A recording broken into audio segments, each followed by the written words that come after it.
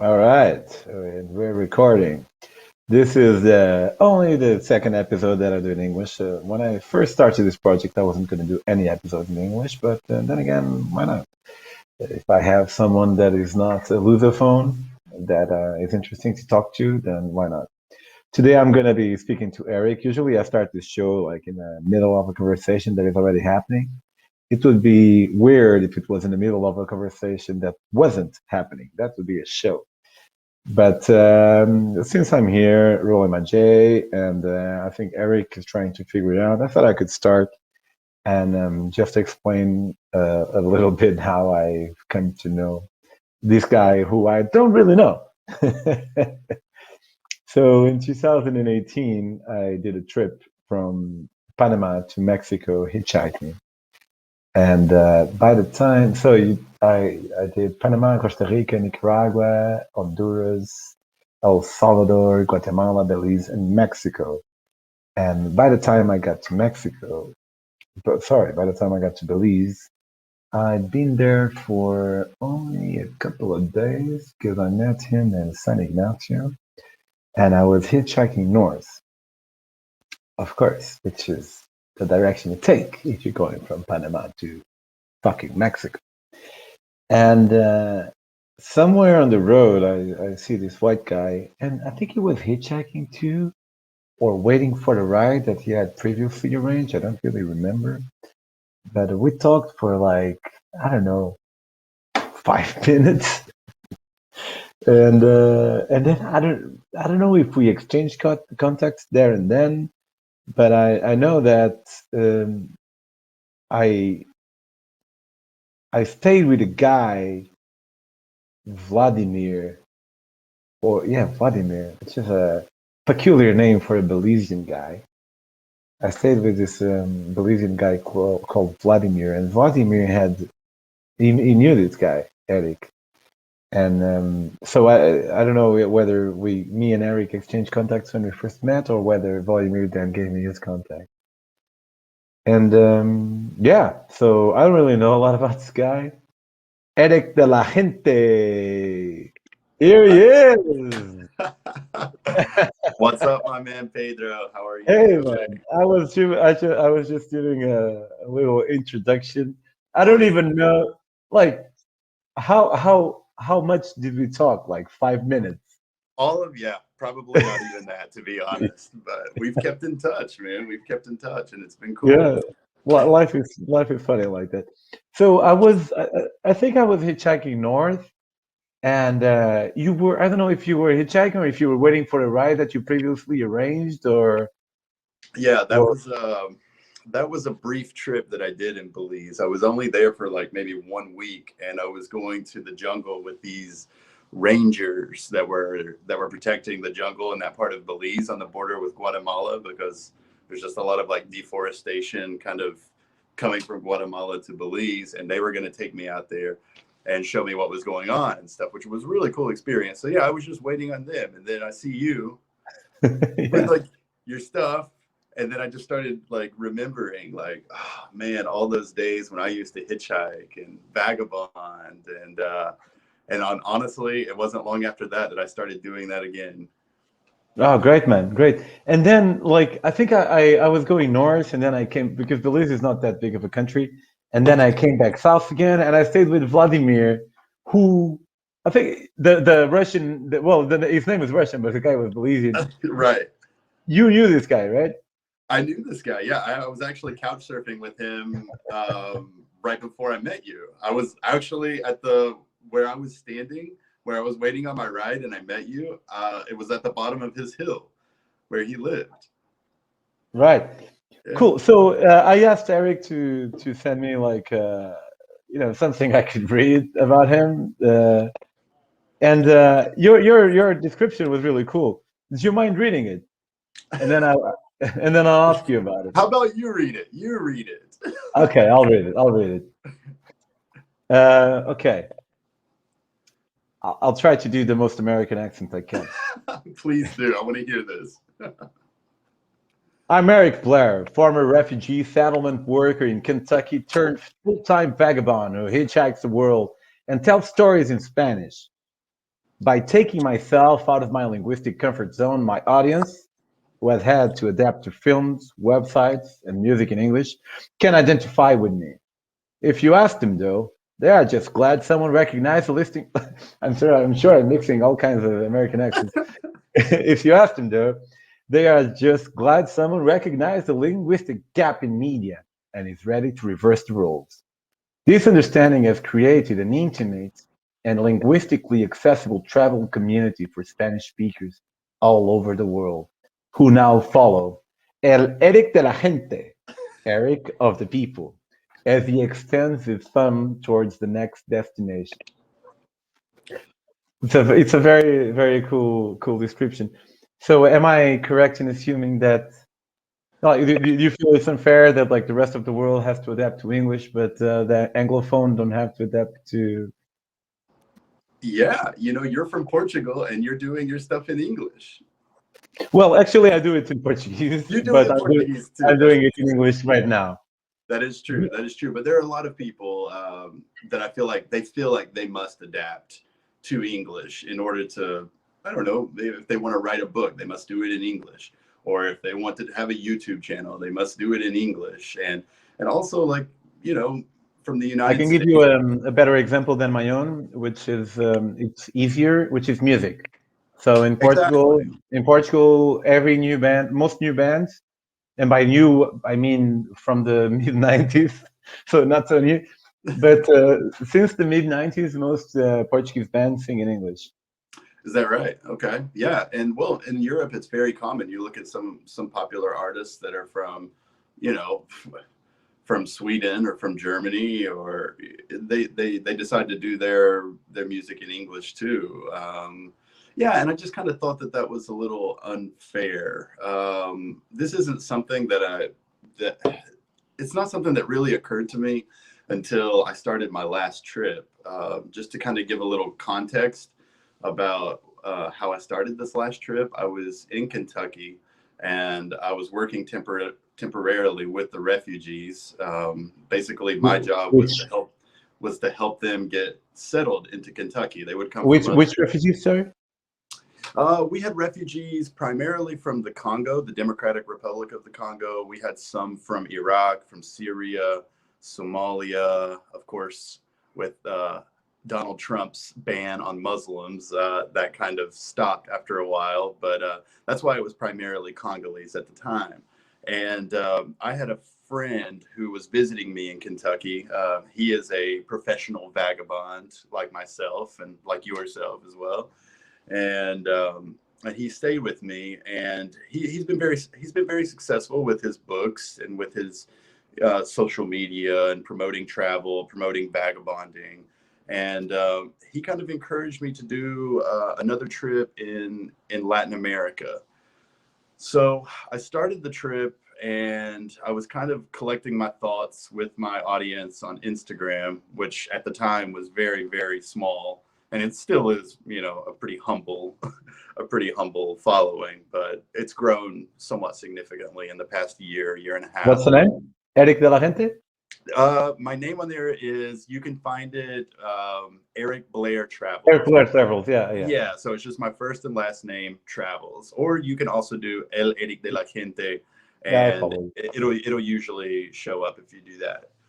So I started doing it for maybe the first 2 weeks in English, and then I kind of moved to bilingual because I noticed that a lot of my Latino audience was kind of interacting more than English speakers. So, and then when I noticed that they were essentially the only ones interacting, leaving comments, and being just really, really cool, I said, you know what? I should just do all this in Spanish. And I was like, and plus these people need something that comes out of the United States that isn't always expecting them to learn English. And I thought it would just be a nice gesture because Latinos, they have been like really, really nice to me over the course of the last 14 years that I've been traveling throughout the region. And I just thought it would be good to kind of, my Spanish is good, but it's not perfect, but to try, How did you learn? just like they try, to speak English. So, and I found like a really nice community of people who appreciate that I try to speak Spanish, that I try to write in Spanish, and that I try to, show this point of view of a foreigner traveling in their backyard, Or in your backyard, because when I was in Central America, I kept hearing this, that if I was in Costa Rica, Costa Ricans said, we are America's backyard. And then Right. I moved to like another country, like Honduras or whatever, and they say, well, we're in America's backyard. So it is kind of their backyard and your backyard as well. Right. That what's very interesting is that Central Americans have a closer connection to the United States than South Americans. Um, have you traveled much in South America? I have not. No. Okay. See, in South America, you would never hear that. You would Well, never. Yeah, they're quite far. very. Then it makes sense because geographically, it's just so much farther away. Also, there's just a lot more Central American immigration into the United States. It's just a lot easier to get there from Central America, from Honduras or from Guatemala or Nicaragua, El Salvador, Mexico. So yeah, I can understand why they would say that, but South Americans wouldn't. Yeah. How did you learn how and where and well why I can guess, but how and where did you learn your Spanish? Oh yeah. Well, when I was in the university, a long, long time ago. I'm kind of old now. How old are you?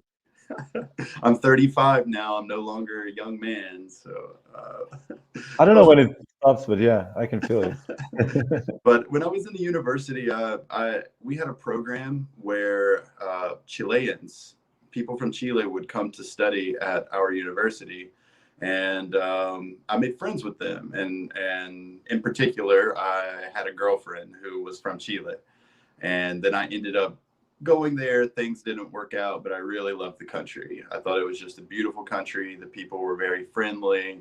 I I was suppose it's quite developed, is it? sorry. I have an idea that it's quite developed.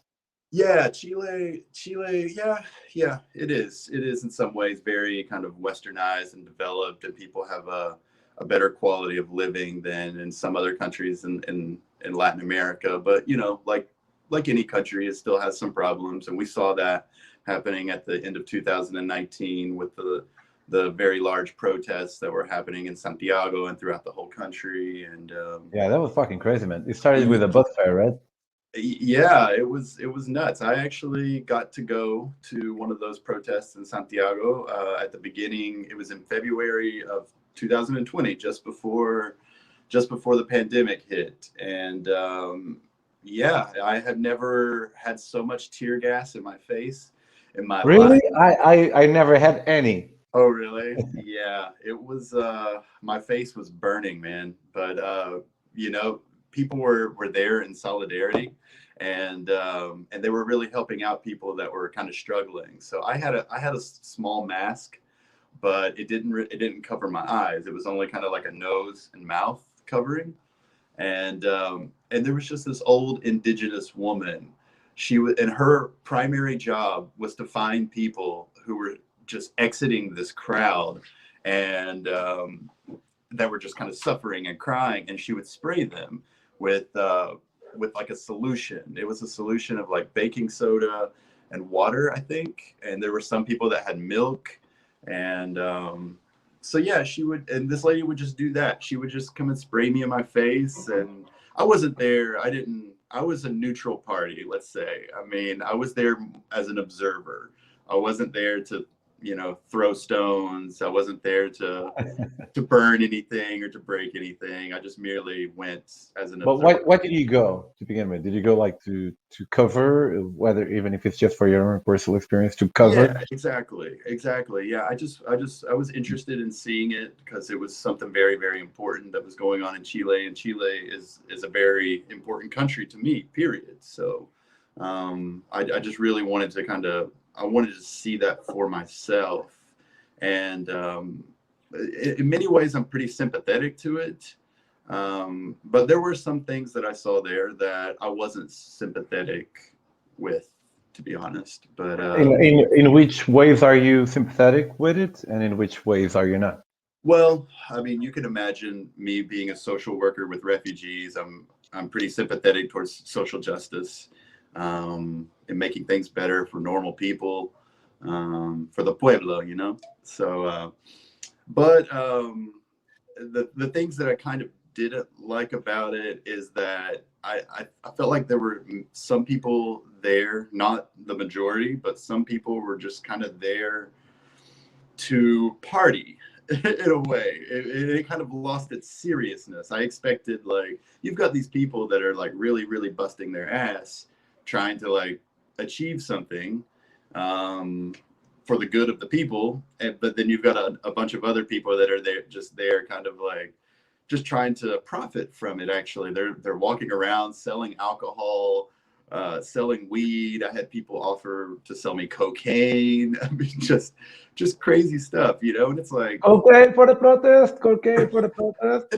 I mean, this is just like, Tenían un protesto muy bueno. right? Cocaína. Exactly. And I was just like, what? This is kind of silly, you know, that there were people there kind of like trying to profit off of this, like, and try to make it into a party more so than like, you know, being there for the social justice.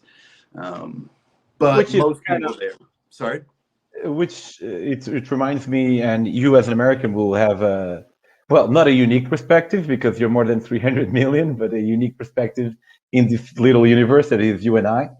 Like a lot of people talk shit about the BLM protests in the States, and because some people were there to protest and some people were there to riot, and the right and the left had two very opposing narratives.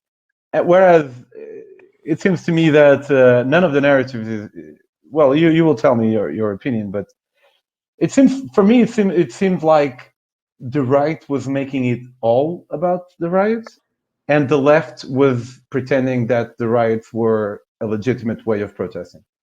Not pretending, asserting. Sure, and something similar. Well, what happened with BLM here in the United States is that, I mean, For people that don't know what BLM is, it's Black Lives Matter. Black Lives Matter protest. Yes, exactly.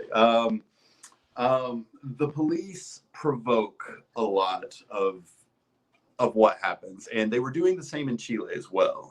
Honestly, if the police just never came and let people kind of protest peacefully, it would be peaceful. It would remain peaceful, in my opinion. I really think so. Whether it's in Chile or whether it's in, you know, in the streets of Minneapolis or in Louisville, Kentucky, where, you know, the police, you know, stupidly killed a woman in her own home. Breonna Taylor, that was a big Oh, part. I didn't know that was in Kentucky. I know about. Yeah, Yeah. that was in the city of Louisville, where I worked as a social worker with refugees, and so yeah, that was kind of a big moment for the history of our little city in Louisville, Kentucky, and yeah, the police would sometimes just kind of really provoke these things.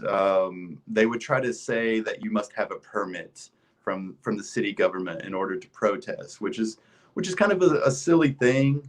You know, that's kind of not the idea of protest. Honestly, you're not looking for approval from the government. You're looking for a change, you know, and if you're protesting that government of course isn't going to give you the permission to do this protest. They're going to make it very, very complicated for you. So, and the police would just kind of say, disperse, go away, go away. And if you don't go away, then that's when the tear gas, that's when the rubber bullets, that's when, you know, the military tactics from the police start happening. And it was the same in Chile. It was the same in the United States. It was really surprising how, to me, it was surprising to me how much that happened in the United States, because we haven't really seen a lot of mega protests like that in, Well, like, not in our lifetime. sorry. Not in our lifetime, but the riots in California with the death of I don't remember, but when we were very young, Yeah, the man wasn't killed. He was beaten. His Rodney name, King. Rodney King was his name. Okay. Yeah, he's. I think he's still. I think he only died like a few years ago, but he lived. but he was just really, really severely beaten. But yeah, that was mostly only in like one section of Los Angeles. What we saw with Black Lives Matter was something that was from Seattle and Los Angeles all the way to New York City. It was something, and everywhere in between: St. Louis, Louisville, Kentucky, Minneapolis, Austin, Texas. So it was something. It was something really, really, really powerful. Do you feel like, because I have an idea that I question because I know like whatever steps out of the norm, usually people pay more attention to it. But there's this idea that society has never been so polarized, whether in the States or even here in Europe, even Portugal. Now, Portugal and Spain were the last countries in Western Europe not to have what you would call an extreme right, but it's not really extreme right, but it's Mhm. it's pretty far right. Like we don't have we have a lot of black people here, but they've been here. Well, actually, like the States. I was going to say they've been here for a long time, so they're as Portuguese as anyone else, as long as you're born here or obtain citizenship. But our minority, for example, in Portugal, is the one that people like to pick on Mhm. is the gypsies, Right. Okay. because like in Portugal, it's not. How do I say this without being misinterpreted?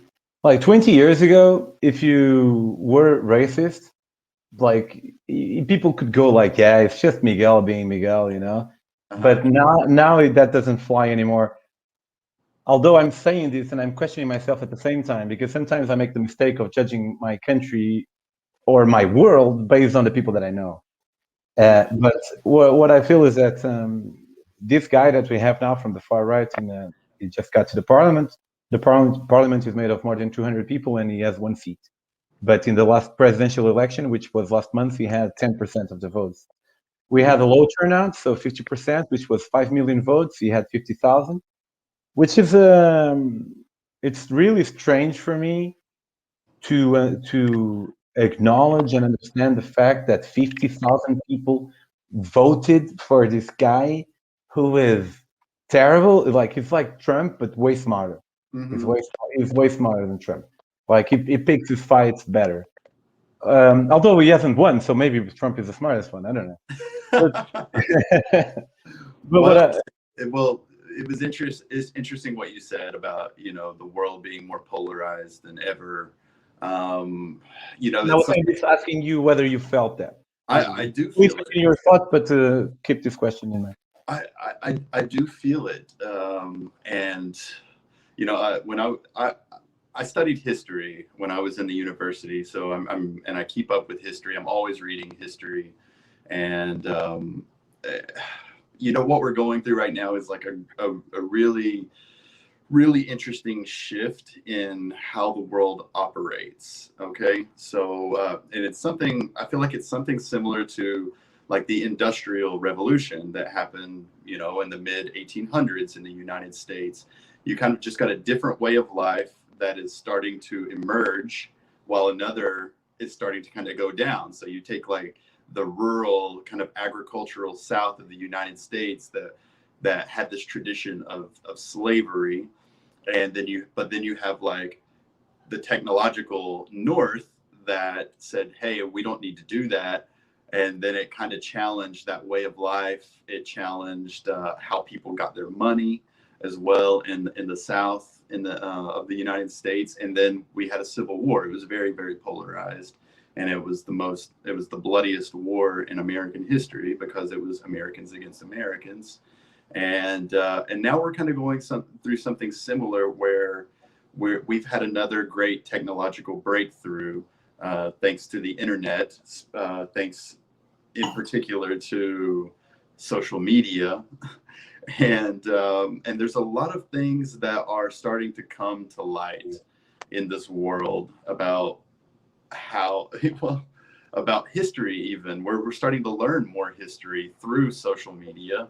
There are some people that want to try to distort it for their own personal gain, and this may even be on both sides, to be honest. But there are some people that are using this as propaganda, and then there are a lot more people kind of towards the bottom, just regular people, um, that aren't quite sure how to critically think about what they see on the internet, on social media, on Yeah, Facebook or Instagram, and they're easily influenced by this. yeah. I And found myself trying to really teach my father how to recognize fake news, right, and by because over here, like fake news, you don't see it in mainstream media like you might in the States. uh-huh, It's because you do have not fake news, but fake interpretations and things that are not really true. Over sure, here, it's more on the down low, and hmm it's like these weird websites and whatever, like the truth that no one tells you, that whatever. And I found myself trying to teach my father how to recognize when a website wouldn't be trustworthy, because he would just. I said if I said grandfather, I meant father. He would just share anything that was like, what? Like, no, man, you can't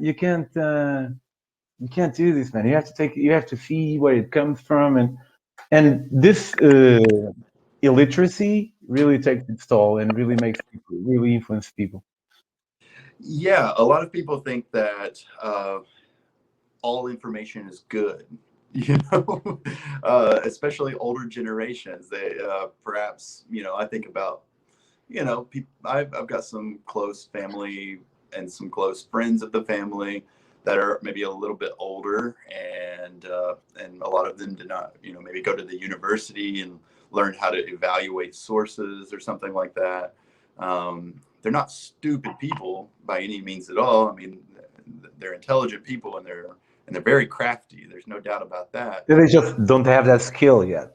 Yeah, they perhaps don't have that skill is what it is. And Yet. of course that is very beneficial to people that to people that profit off of that or benefit from that, people in power, large corporations perhaps, or interest groups that want to kind of spread this information around, and keep profiting, or keep benefiting through some way. It's usually profits. That's why I say profiting.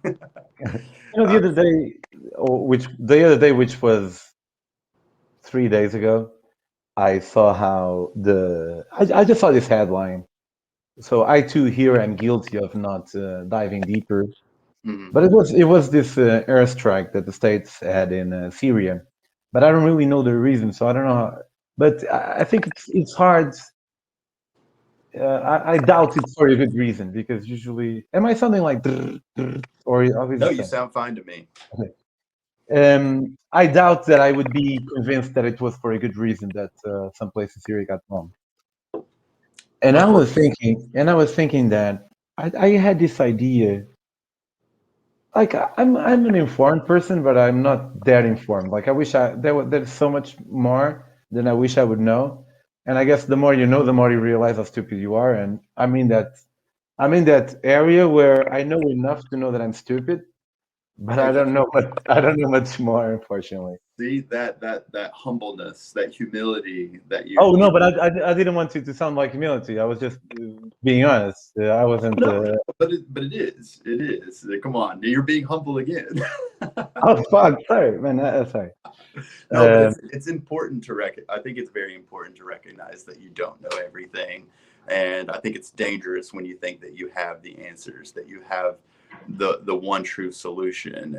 It's unscientific to think that that you have all the answers, and science is a perpetual Yeah, but like search in for this truth. case, for example, what I don't know is I don't know if it's true, because I have an idea that Donald Trump didn't, for all his faults, he didn't bomb a lot, Uh, which is good.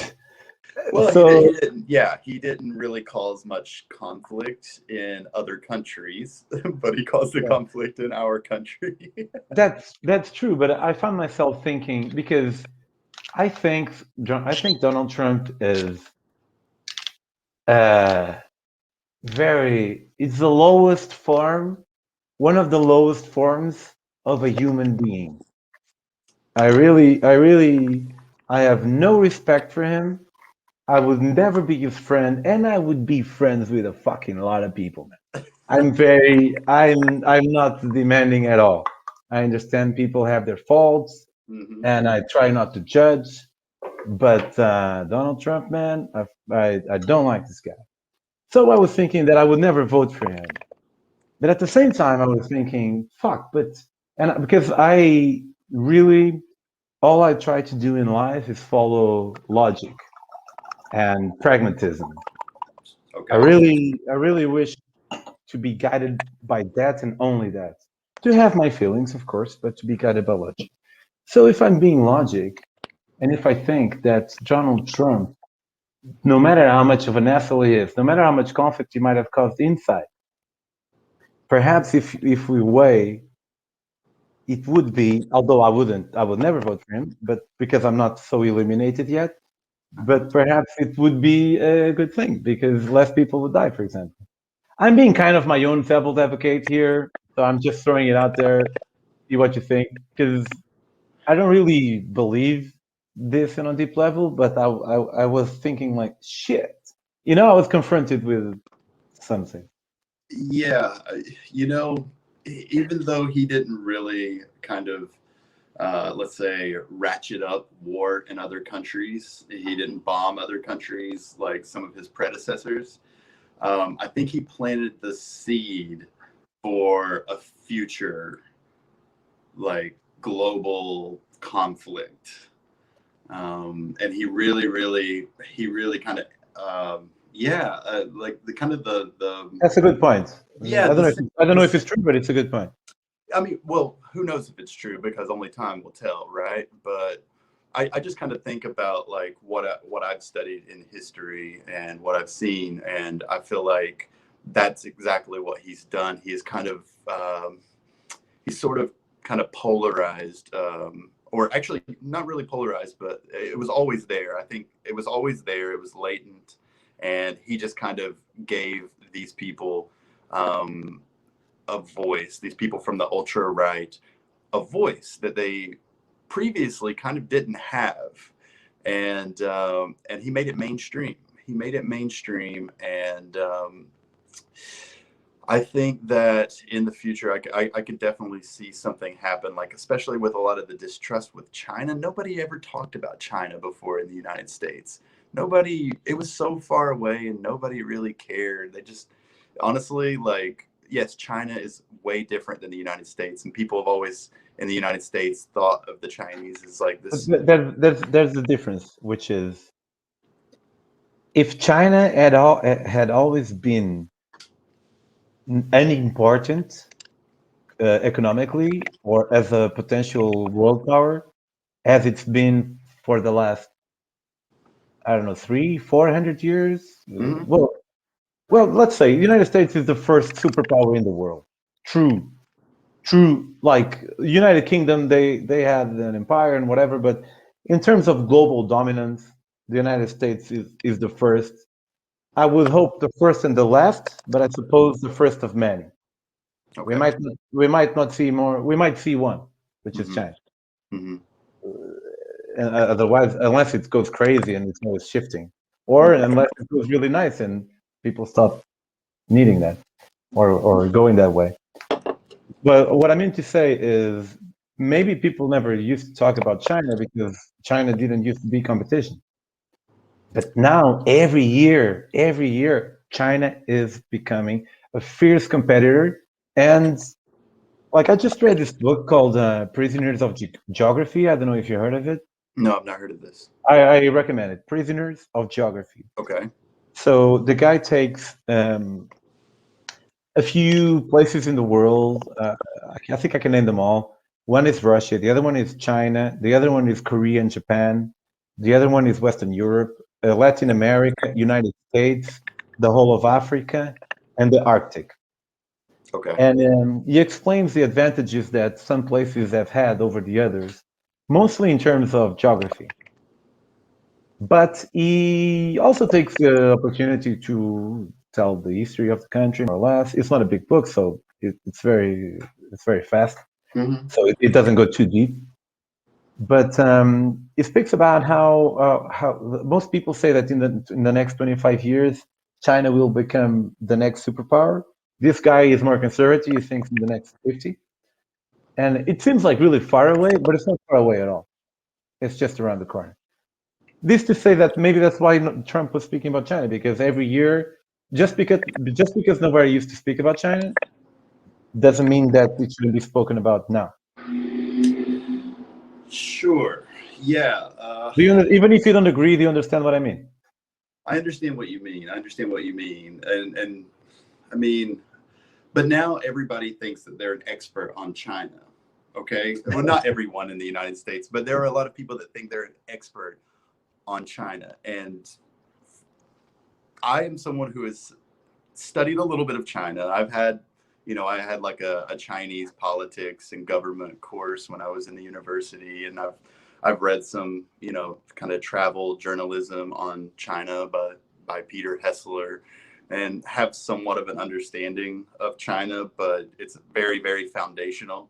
And I can just tell you that a lot of people that I see thinking they're having these very, very strong opinions about China do not even know really anything, because it's such a complex history and it's such a complex population, to be honest, because China is not just the Han Chinese. It's a very diverse country. There's many different Although the Han are the vast majority. They have many Yes, ethnicities, but the Han are like 90, more than 90%, I think. sure. It's kind of like saying like white people in the United States, it's more complex than that. I mean, because you do have Asian Americans, African Americans, Latinos, Yeah, and yeah, yeah.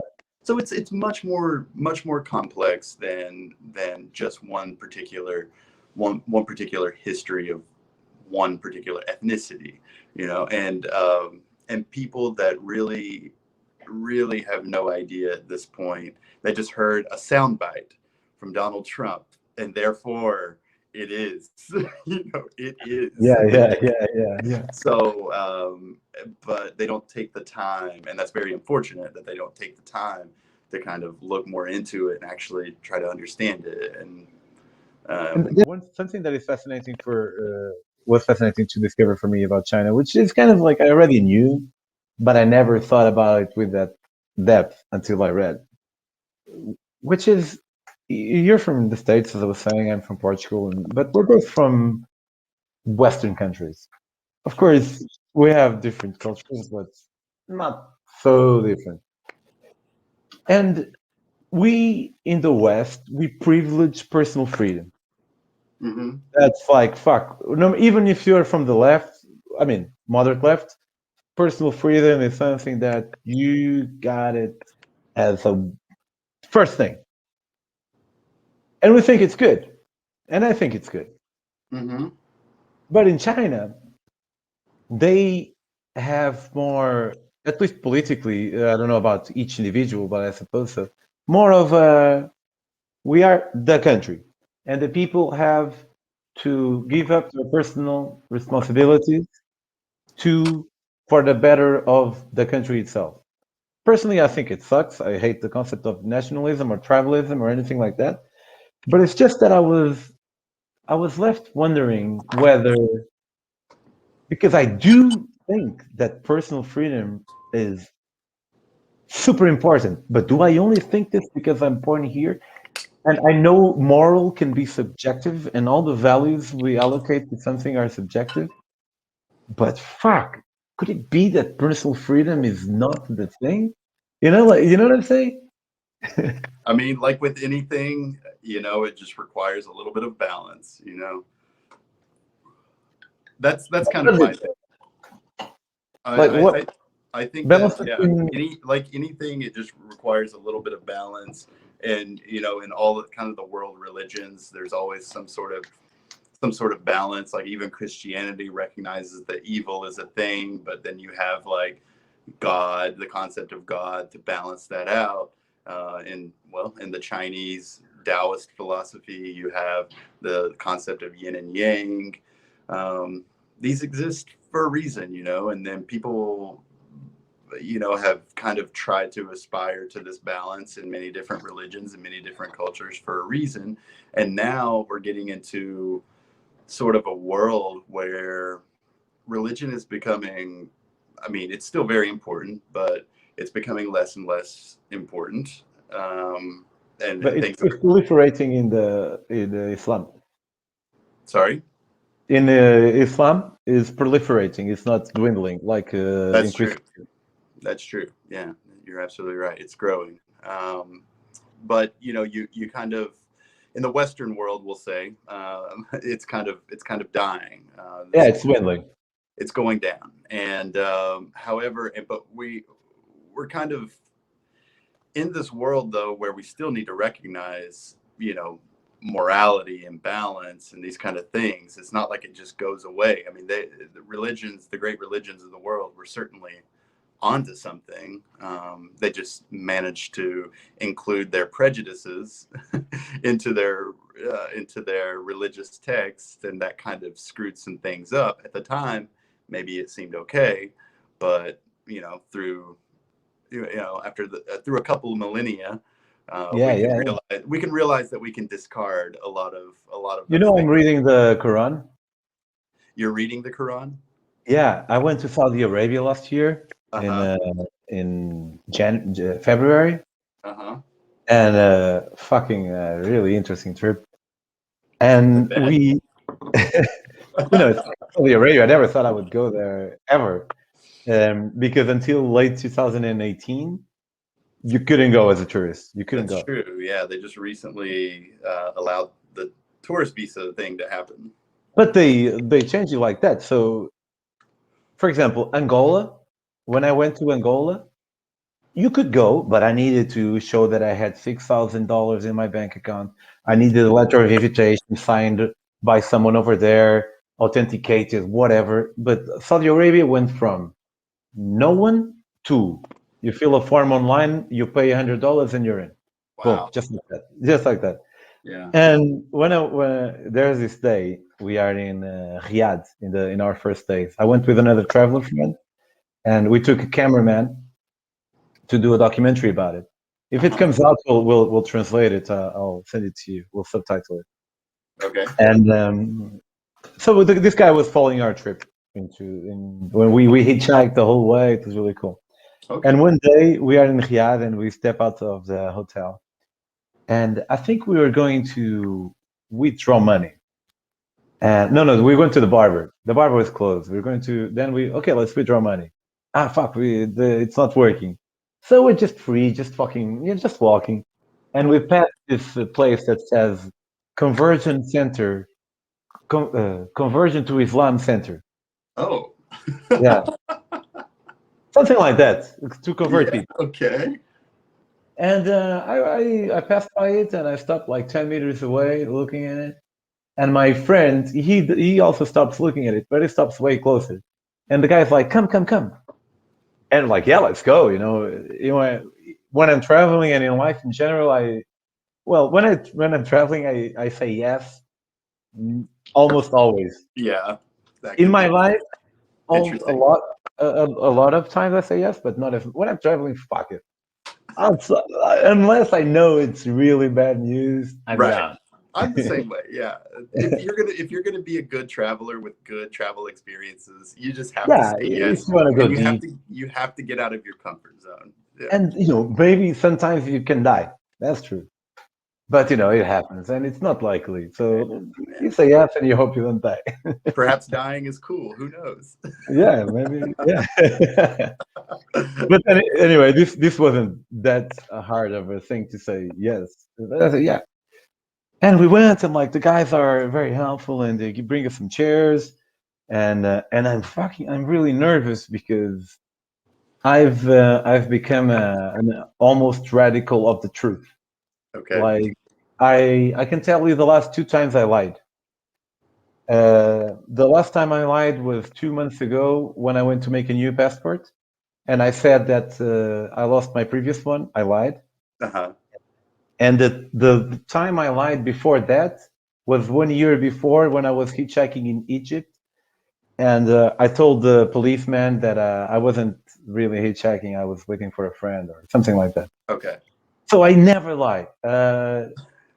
And if I'm in Saudi Arabia and I know I'm in a conversion center for Islam, if they ask me if I believe in God, I will have to say no. Okay. And I know that me saying no will not put me in danger. I'll be fine, but it's going to be uncomfortable as shit. It's going to be like weird. They're going to look at me differently. And, say what you want. They, in my experience, like I've traveled in, I think, more than 15 Muslim countries.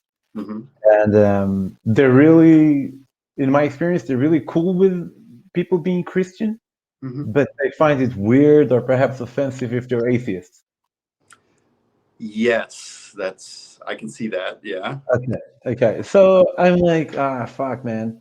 And then they didn't ask, and they gave us a bunch of Qurans and like one, like some like booklets in Spanish, a Quran in English, and then we meet this guy. I'm going it's a long way to go to what we were That's discussing, okay. but I think it's a cool story. And we're there, and then they introduce us to this guy, and this guy's like really big. And oh no, sorry, that's after we're there, and they ask if we want to go to like a mass when people go to pray. Sure. Yeah. And we tried to get in a mosque that day before the previous day, and they said no. If you're not a Muslim, you cannot come in. And we're like, yeah, okay, no problem. So Okay. in that moment, they ask us if we want to go in. So we're like, yeah, fuck yeah, let's go. Yeah. And they take us to. Can we film? Yeah, you can film. Awesome. They take us to this small mosque, and we're in a corner, and it's fucking packed. It's like maybe 8 rows, maybe 60 people per row, so it's not super big, but it's not a very big place, but it's a lot of people. And we're in the corner, and we're filming, and then this guy comes to us, and he doesn't speak English. Our host like is gone. We don't know where he is, and we feel like he's a bit tense. And we're like, no, no, we were invited. Invite who? And then this big guy comes, and he's dressed with a like the kafia, which is that Arab scarf they have in their heads, Okay. and that white gown, and it's really big, and he looks. He's one of those people that has a resting face that looks malicious. Okay.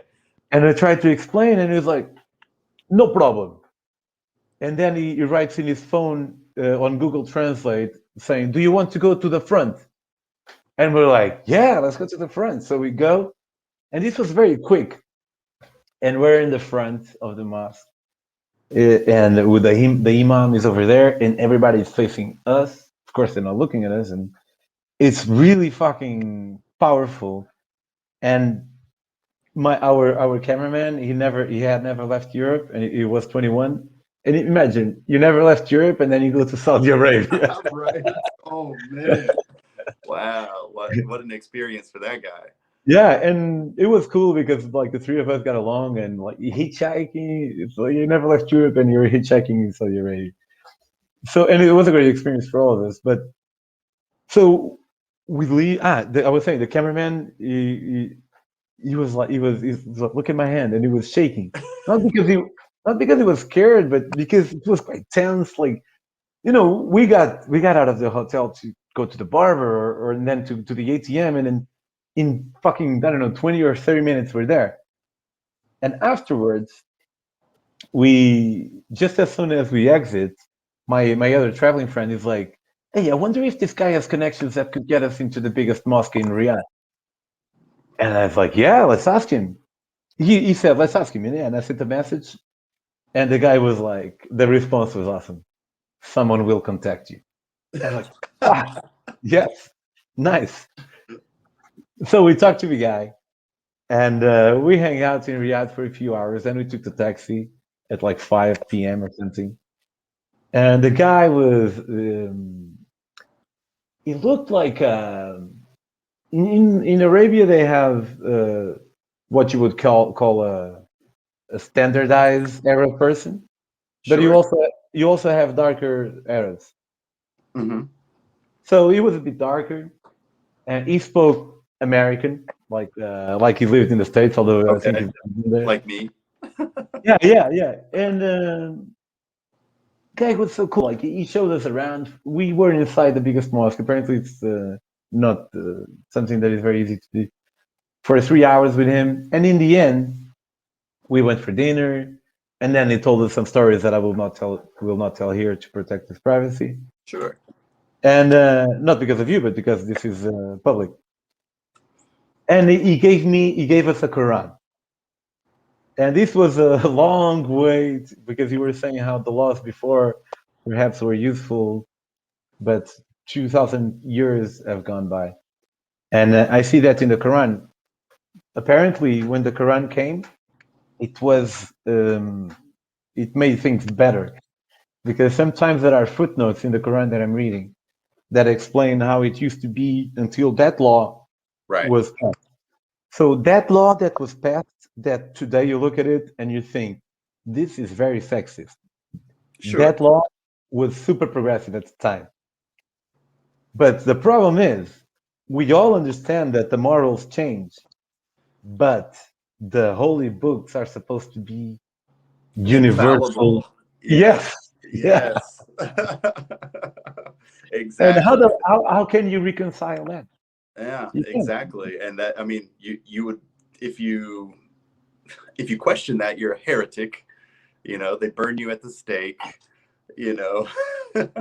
Yeah, and imagine like in apostasy, like Yeah. leaving religion is something that there's a vast majority of Muslim people in uh, the Muslim world. I don't know how the percentage is of Muslims in America or whatever that think that apostasy should be punishable by death, Sure. and that's really heavy. Yeah, yeah, yeah, that's true. It is. There are some in Christianity here in the United States and probably in some other countries as well. There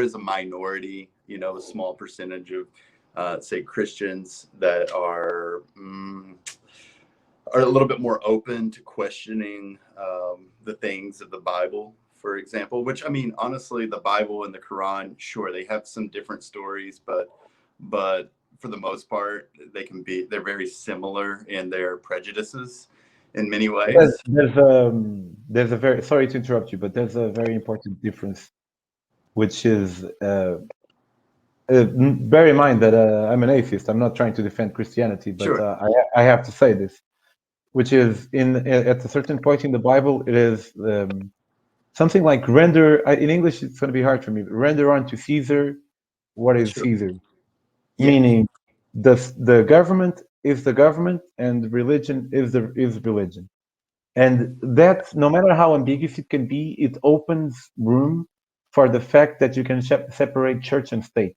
sure. and this makes a lot of difference, which is something that the Quran doesn't have. And that's kind of the thing about the Bible, though, because there's also plenty of stuff in the Bible that suggests theocracy. So that's kind of what I have with. I have a problem with some of these religious texts, and it's that sometimes it suggests one thing, but then in another part it kind of Yeah, like like do suggests a the fucking opposite. review, man. Like review the book before you publish it. Like I do that, and I'm no one. I nobody reviewed that book. Yeah, yeah, that's kind of the problem that I have. But like I was going to say, though, there are some groups, though, that kind of encourage a more progressive reading of the Bible. I mean, we've honestly, the people, kind of some of the first people who founded the United States. Most people probably know the name Thomas Jefferson, right? He was the first Secretary of State of the United States. He's the guy who wrote the Declaration of Independence of the United States. He was the third president. And many people don't realize here in the United States that he actually created his own version of the New Testament of the Bible, in which he took out all of the things that were scientifically impossible. he was very much a Really, he was, I didn't. So yeah, he did he this. reviewed the Bible. Sorry. Like he reviewed the Bible. He He critiqued. revised it. Yeah, Revised. Yeah, that's what I meant. yeah, he basically created his own version of the New Testament in which he said like a lot of the miraculous things that Jesus did were just he took them out. Like he said this is just impossible, but and he just left kind of like all the teachings of like morality and ethics in there because those are at the end of the day those are the things that are the most We're important. talking about the King James Bible, like, or did he create the sect of the Bible? I You mean, know. yeah, I suppose he was probably using the King James Bible, which But is then just he made a new Bible that is now what's adopted in the States. yeah, it was not popularly adopted by any means. Okay, okay. Yeah, I mean, this was just something that was just something that he did, and it didn't really gain any kind of popularity by any means at all. Okay, Um, okay. yeah, so I mean, you had like the people who started the United States, which in a way they were kind of philosophers. They really believed in some of the philosophy of that was coming out of France during the Enlightenment, and they just decided to say, hey, we're going to experiment and create this country based upon these things, you know, based on rationalism, and and so but as far as Christianity goes, there is a sect, there is a movement, I suppose, within the United States right now, and probably some other countries, where it is okay to question some of these things that, you know, 2,000 years ago, they were okay and they were normal, but it's okay to question those and say, no, you know, those were people that wrote this book 2,000 years ago. And it is okay to question some of those things and to adapt them to our contemporary way of life. And Um, it's a great advantage that there's a pope, and so no matter whether I know the pope is like the king of Catholics, but I suppose evangelicals also look up to him, also respect him. I suppose. Um, Not really. Okay. I mean, sure. I think that they would definitely recognize him as a great religious leader and a Christian who is definitely going to go to heaven, Do and you, someone, do you think? yeah, someone who is to be respected, but they don't follow him so much. I'll pose it this way. I presume that if the Pope starts saying that it's okay to be gay, it's going to have some impact in Catholics on the long term and a little impact on evangelicals. Not as much as in Catholics because they don't recognize him as a power figure as much as Catholics do. But I Uh-huh. suppose it will also impact the opinions of evangelicals. Anyway, I don't mate, know. You know, I grew up evangelical. I grew up in a Baptist church, very conservative Baptist church. I know it's strange to think that. To know if you know me these days, it's really strange to imagine me going to church as a kid in this very conservative church. well, in Portugal, we all did. But you know, it's just the way it is. You know, it's just the way it is. But And wait. How conservative? how Because I'm, conservative? because I'm saying in Portugal, everybody does, but I did it, but my parents didn't really give a shit. It's just what you do. It's just It you was just just send pretty your kids. important. It was important. Did you Yeah, pray because before if I meals? sorry, Did you pray before meals? it was not uncommon. It was very common. Yeah, Okay, yeah, I got you. Okay. yeah. It was very common, So and conservative. but yeah, for us, honestly, like the Pope was just honestly, it was really not important. Anything that the Pope said, it wasn't important at all. Evangelicals tended to look at Catholicism as something, honestly, almost heretical in a way. It's like, you know, they're Christians, but they don't technically have it all right. You know, the fact that there's all this praying to the Virgin Mary and essentially like this adoration of the Virgin Mary was seen as something as heretical in a way. Um, What's so your divine belief these days? My divine belief these days, I don't really worry about it, man. Just Well, you gotta have some opinion. yeah, I would probably say something like agnosticism. I know a lot of people kind of by default defer to that. I just really, it kind of comes to that like humility, that humbleness in a way, like I talked about earlier, where I just don't know. I mean, I can't possibly tell you what exists after you die because I've never experienced it, and Okay, yeah, and I you're, just you're won't know. defining you're defining agnosticism in the best way possible. But as you might know, and if not, you will understand, there are two kinds of agnosticism. For example, Hmm. me and my wife, we're both agnostics, but I'm an agnostic atheist, which is I don't think there is, but I don't know. I can't know. Right. Whereas my wife is like, I think there is, but I don't know. So she is a theist agnostic, and I'm an atheist agnostic. And this is really, I learned this in a fucking meme, but it's really a nice tool because the quadrants, you can be an agnostic atheist, an agnostic theist. Well, if someone that says, I know God doesn't exist, like, how the fuck can you know? This person is agnostic, is a gnostic, not agnostic, gnostic, gnostic, Yeah, Gnostic. atheist. Yeah. Like, how the fuck can you be gnostic anything? You don't really know. Yeah, I It's know. You don't. But And are you an agnostic atheist or an agnostic theist? oh man, oh, you're coming at me with some really heavy stuff right now, man. You're coming at me with really, really heavy you, stuff. you don't you don't have to answer if you You want. know, I I I need to would pee, and you can think about it while I pee, and you can go and pee too. I don't know if you feel like you want to pee. no. I'll tell you what I'm going to do. I am going to turn on the light. I'm in Miami, Florida, beautiful, sunshiny Miami, Florida, and I'm going to turn on the lights real quick because it's starting to get dark here. Okay. So give me just It's been one dark second. here, so- Yeah, I'm gonna pee too, so I'll see you Okay, here. all right, go on.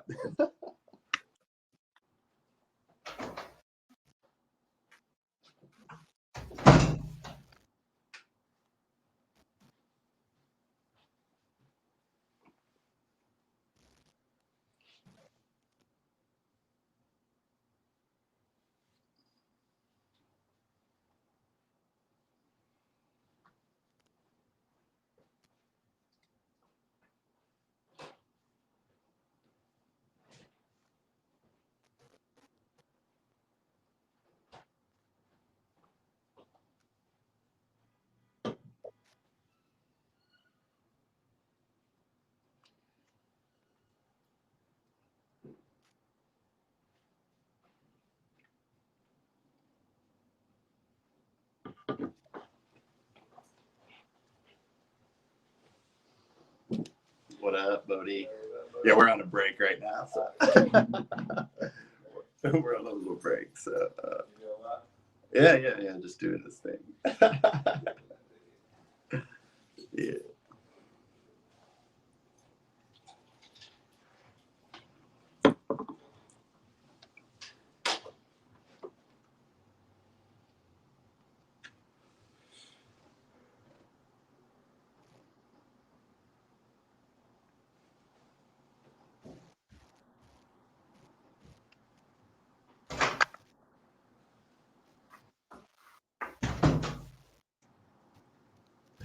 So, All guys, right, you're gonna edit that, right?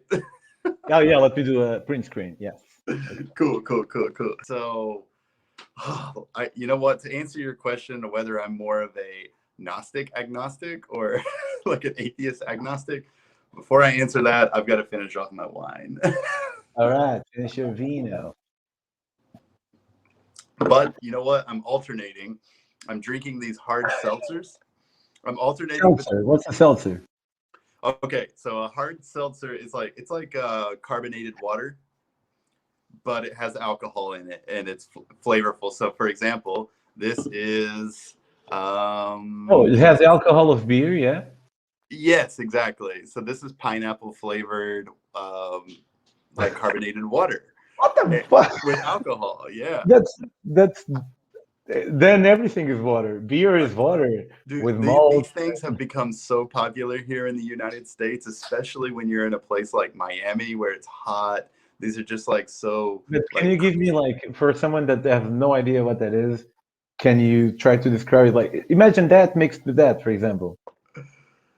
yeah, well, gosh, man, I'm gonna show you the what The it looks color. like in a glass. Okay. Oh well, I had a little bit of That wine, bro. so you see You totally fucked it up. He had wine, so it looks totally there different. was a little bit of wine left. It changed everything, Well, man. I guess I have to drink this first. Anyway, sorry. So to be agnostic or agnostic. Well, all right. I have tendencies of both, to be honest. But I mean, I recognize that I like the idea of a God. Okay. Oh I, yeah, me too. I love that idea. I mean, it's cool. I mean, I like it, and honestly, like, I think that there is probably something that just controls everything, but I don't think of it as like necessarily something that But you think it as a mind? do I Because think that's it how has a mind? See, that's that's how the I thing. define God. No, I don't think it has a mind like us. So it could be like just a flow of things. Exactly. Yeah, like a force, and I just But and there or is a form, and I like think it's just a balance. I think it just is what it is, you know. And there is good and evil. There's good and bad, and we have these tendencies for both.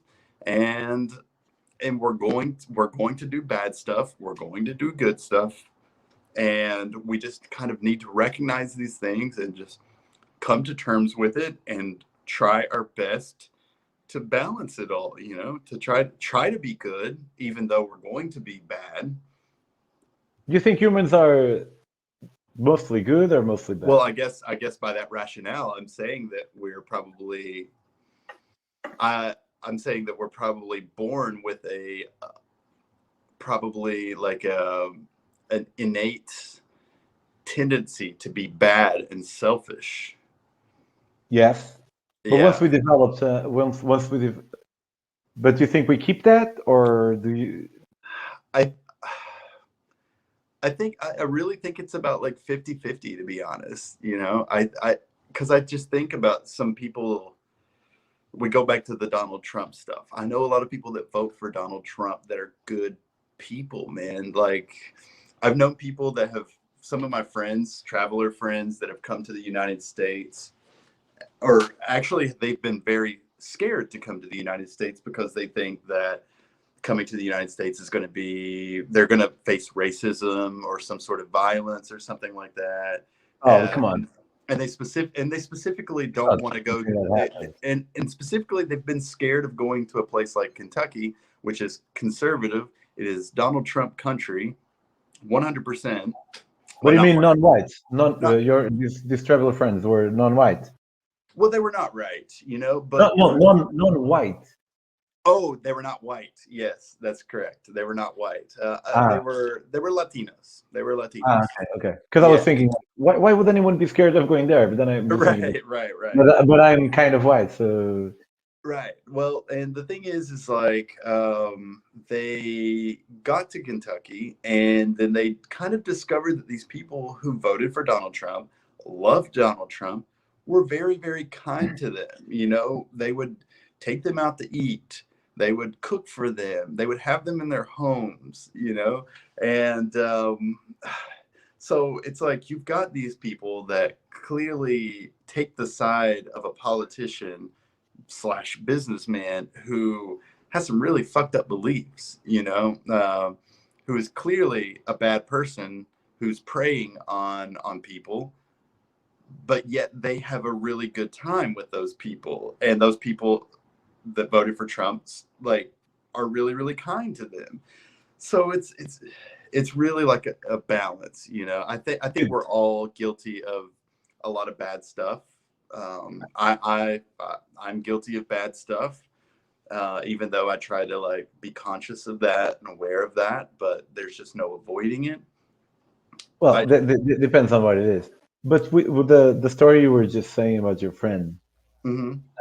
I had a similar one, but it's more difficult for me to rationalize it, which is I don't know if you know, you probably don't know because this is the first time we're actually talking. But I did a cycling trip from Portugal to South Africa. Yes, no, I saw that. Yeah. Okay. So in the middle of this trip, not in the middle, like almost in the end, in Namibia. By the way, Namibia is a fucking amazing country. I recommend you go there. In where? Sorry. Namibia. Oh, Namibia. Okay. Yeah. Namibia. It's Yeah. amazing. Really, really awesome. Yeah. I would love to go So there. in Namibia, they have 8% of the people are white, Yeah. Right. which is quite a big number for an African country. Sure. Yeah. Are they German descent? Yeah, German and Dutch. German Uh, and Dutch. Okay. they're called the Boers, The Boers. Yeah. Boers. Hmm. Boers. I think it's Dutch. I think it's Dutch. And I have I have encountered like literal racism there, from white to black, as I never had in my life.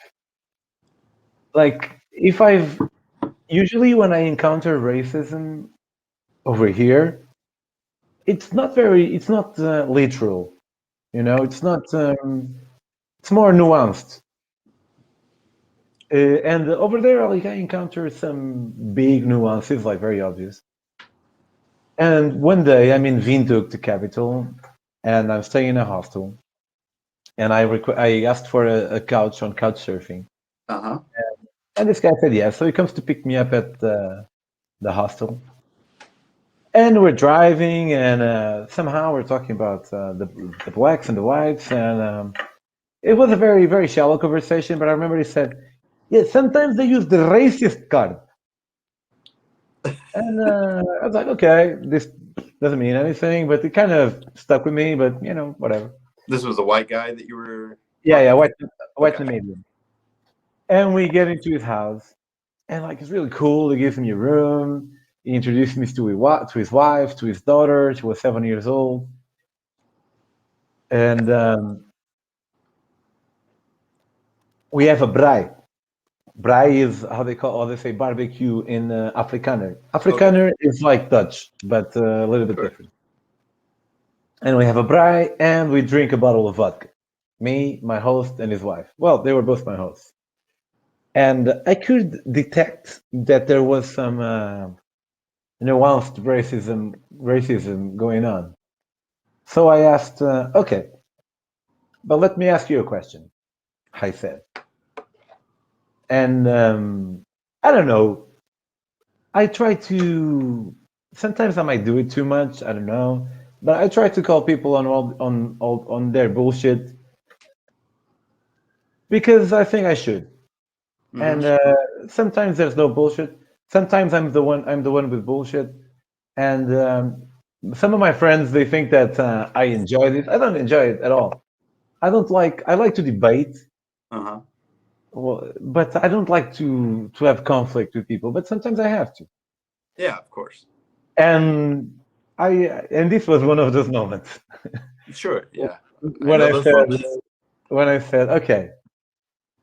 But I'm very careful. I do it very carefully. I say, okay, so let me ask you a question. If your daughter would grow up and she was 18 and she would fall in love with and I said I didn't even say a black guy. They were like, no, no, no. They didn't even let me finish. No, Right. never, never, never, never. Yeah. And I'm like, okay, okay. And I'm trying to translate my feeling into a message that could be received. Because if you just go and call people names, you're not going to get anywhere.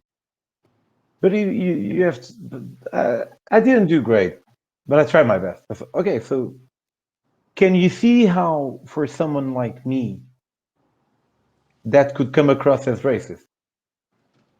Mm. Because for someone like me, it did. And they were like, Yeah, oh, of no, no. course. For me too. Yeah. And how did they respond? They were like, "Oh no, it's not racism. It's the culture. We want to preserve our culture." But and There I you go. gently, no. Well, I think this is wrong because I was Yeah, it's saying, racism. yeah, well, okay. But so I destroyed not destroy. I hate this term, but we debated and I deconstructed these arguments about the culture. I was like, okay, but like is your culture so important to you that you would deny your daughter to love a black person? Mm, And why is your culture better than the other one? If you can tell me, maybe I can understand. So I would deconstruct it. yeah. And it got to a point where this guy said, I'll never forget this, man. He said, well, but you don't see a horse fucking a zebra? And I was like, wait a minute, but they are different species. And he was like, so are we. Oh, And I was like, no, man, we're not.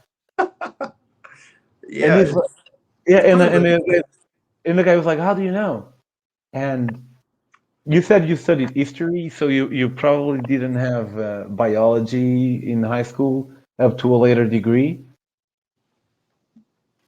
I mean, I had some But biology, yeah, but I understand. Yeah, but we all there's like a one point that defines species, and it's sure. called in English it would be fuck man.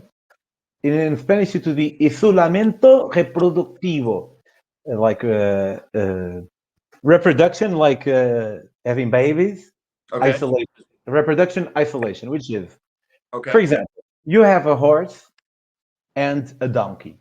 Yeah. They can fuck and they can have a baby, Right. which is a mule. Right. But that baby cannot have its own babies. Okay. Yeah. That means that the horse and the donkey, even though they can produce an offspring, they are separate species because they are isolated in terms of reproduction or whatever you call it. A horse and a dog and a wolf, for example, they can have sex, have babies, and their babies can have babies. So a horse, fuck man, I keep going to the horse. A dog and a wolf, they are actually the same species, Of just course. subspecies. So I was explaining this to the guy, and I was saying like a black person can have sex, can impregnate a white person, and they have babies, which have their own babies and their own babies. So Hmm. we are the same species. Sure. And at the same time, I cannot believe that I'm trying to explain to a human being that black and white people are the same species. In the 21st century. But the reason I'm talking about this is because you were saying how some people can have bad ideas and be good people. And I think this mistake is too serious.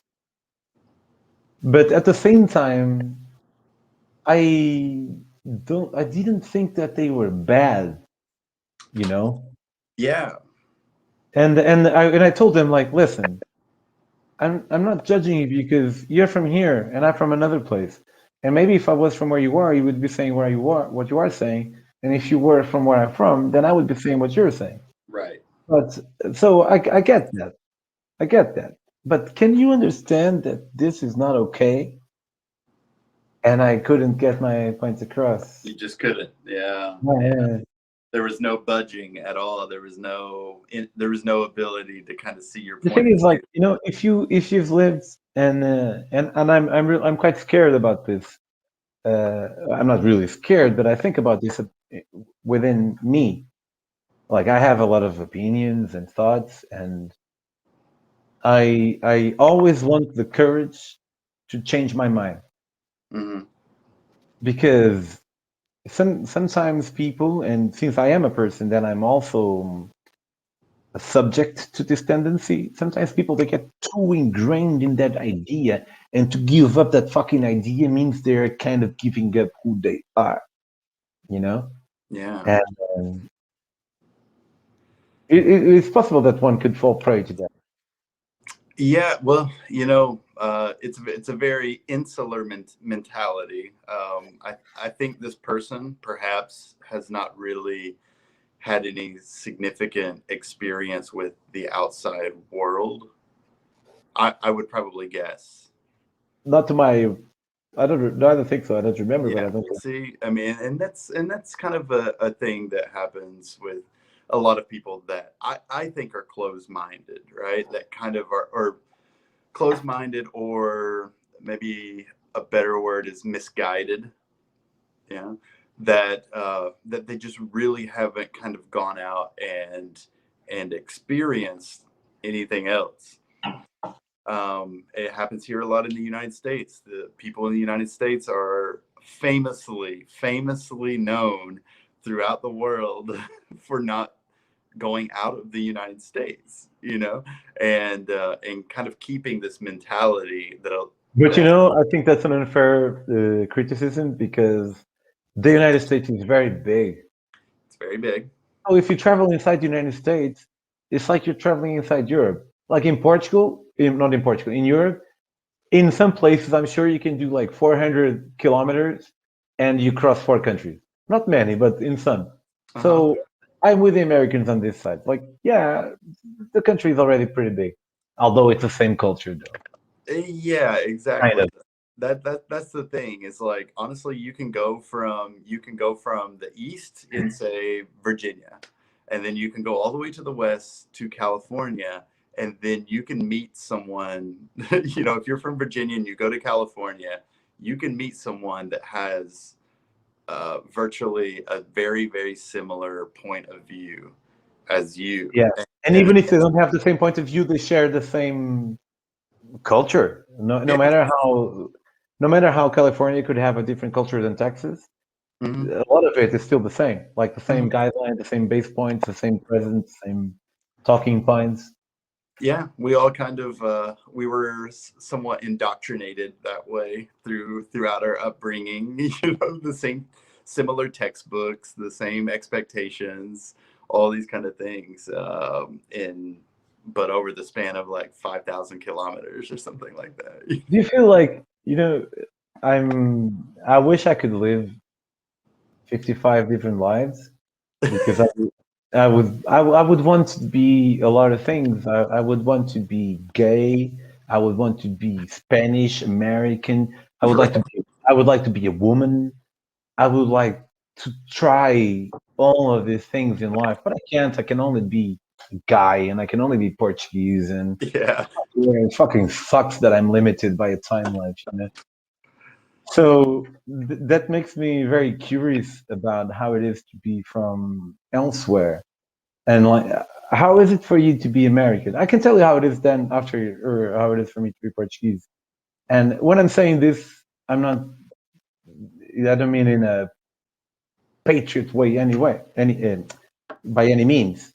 I just mean that no matter how nationalistic or super non-nationalistic, we always have that nationality.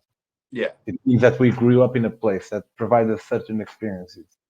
How is it for you to be an American? It's a strange question, Ooh, but I'm God. I'm I'm high, so I enjoy. That's Yeah. it. Well, I'll tell you, it is something that I've definitely had to think about a lot. Traveling in Latin America, especially South America, it's something that is not very advantageous, let's say. You know? That's the Because thing there's, about I mean, man, you. if You're either loved or hate. you're Whereas with a loved or Portuguese, hated, man, with a and Portuguese, nobody gives a shit. yeah, honestly, but not even really loved, to be honest. You're seen as something that is very commonplace because being from the United States is what you're just like those guys from the TV shows that we watch on Netflix, or you're just like Yeah, the yeah, guys in next. the movies. We've seen you a million times on TV. So it's really people think they know everything about Americans, but then there's a lot of people that also have like a negative sort of mentality towards Americans, and they're very skeptical. And I understand that. I understand that because the United States has done some pretty terrible shit. And Especially in the Americas. yeah, exactly, Latin America. exactly. And so it's work.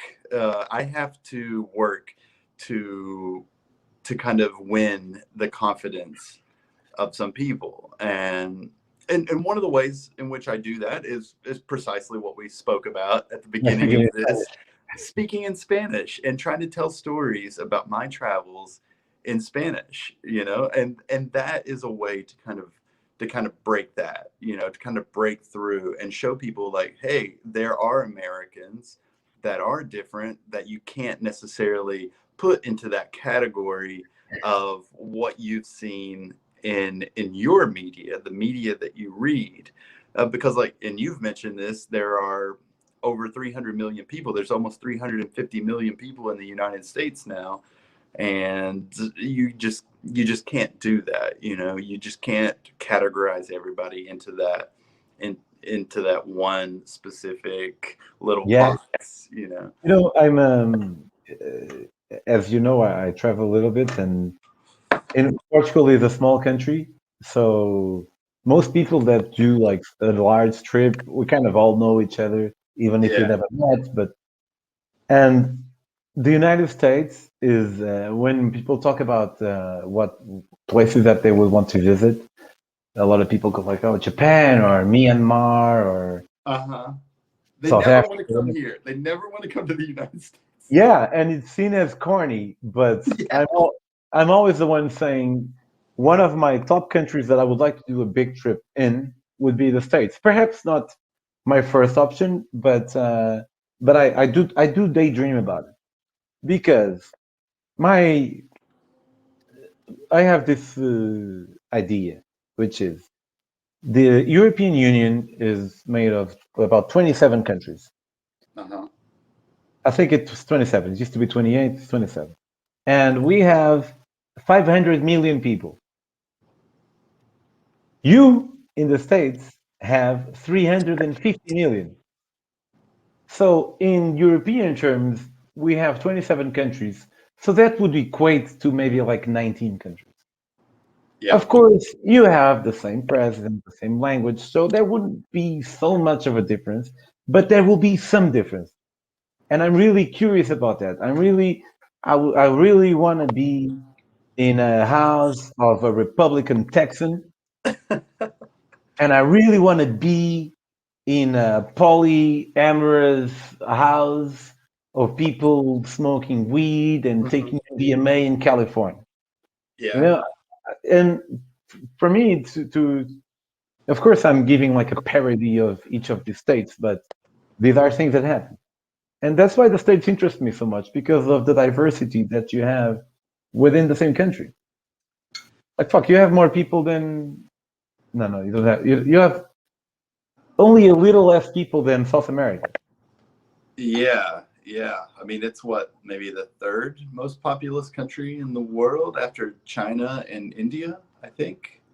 So yeah, you definitely have a lot to explore here, and in different regions obviously are going to give you a different experience.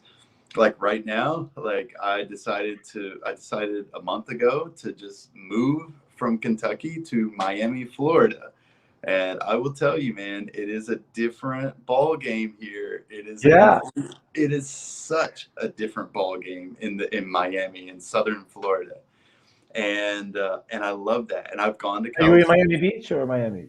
I live in Miami proper. I live in Little Haiti. Okay, so this is a neighborhood that is mostly I, Haitians. I've been to Miami, Okay, okay, but yeah. my reference, if from Miami Beach walking, how far away are you? The most. Okay, we drive here in the United States. We have chariots here. We Okay, drive here. how much? How long do you take on a donkey? So That's how we on a drive here. donkey, probably about 45 minutes. Because I was walking in Miami. That's why. You were walking. Okay. Yeah. No, if you drive from where I am, you could be in Miami Beach in about 15 minutes, something like that. So it's not very So, far. It's not but very yeah, far. It's about proper eight. Miami. eight kilometers more or less. So yeah, I'm kind of like, which Miami Beach is its own city. It's not actually part of Miami. I know, I know, I know. Yeah, it's not part of Miami. So I'm actually in Miami proper, and I am on 60th Street. So if you go to downtown and you start at number 1 Street, Flagler Street, and then start going north, then and go up to 60th Street, I'm in a little neighborhood which is primarily people from the Caribbean, people from Haiti, there's a lot of people from Jamaica, the Bahamas. Um, yeah, it's an interesting neighborhood. I'm definitely the minority here, and I love that because it kind of gives me an interesting perspective as a white man. I could kind of be the different one here, and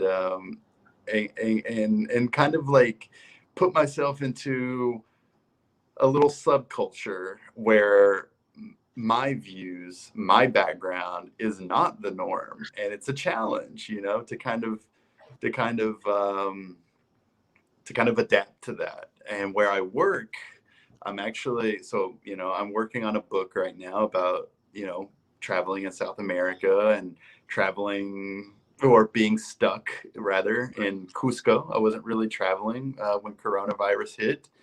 Um, I'm working on that, but on the side, I am working at a restaurant that is primarily African American, Afro Caribbean cuisine, and I'm working at the bar in this restaurant, and almost all the people there are Black and or Latino, and again, like that's kind of an interesting experience as well, to kind of work with people that aren't like my old job, which was almost like all white people, so in Kentucky. So you can get that experience in the United States where you're really, really different. But then you can go to other places where you can be like absolutely the same. If you go up to, I think it's in Massachusetts, you have a lot of people that are Portuguese. You Really? know, No, no, yeah, no. there's a There's some in huge, Newark. there is a huge. I want to say it's in Provincetown, like close to Nantucket Island off the coast of Boston. There's a lot of people that are Portuguese, and I think they're more specifically from the Azores, from the You know, islands. I have a theory. If you think of United Station famous people, Yeah. very few of them have the same surname. Okay. Uh, like, what's your favorite band? My favorite band. Oh my God. Like Just say from a the band. United States? Yeah, any band that I would know. Like from the United States. Yeah, Okay. Let's just say, like, when I was a kid, I really liked Green Day and Rage Against the Machine. There you go. Rage Against the Machine. So Yeah. that guy, I don't remember his name, but I know his surname is Spanish. It's Spanish, right? Yeah. Zach de la Rocha. Exactly, exactly. Yeah. And the Yeah. first one he said was Green Day. I also don't remember his name, but I know it's an Anglophone name. Yeah. But Billy Joe something. I can't remember his also last name. Oswald, Yeah. I Osmond, think it's Osmond, Oswald. Yeah. Osmond. Yeah. Yeah. I don't know any other Osmond. Like I like Right. Bruce Springsteen. Springsteen I never heard of. I like Smashing Pumpkins. I never heard Corgan. I Billy like Corgan. yeah, I love Pearl Jam. I have never seen any other American Eddie person Vedder. called Vedder.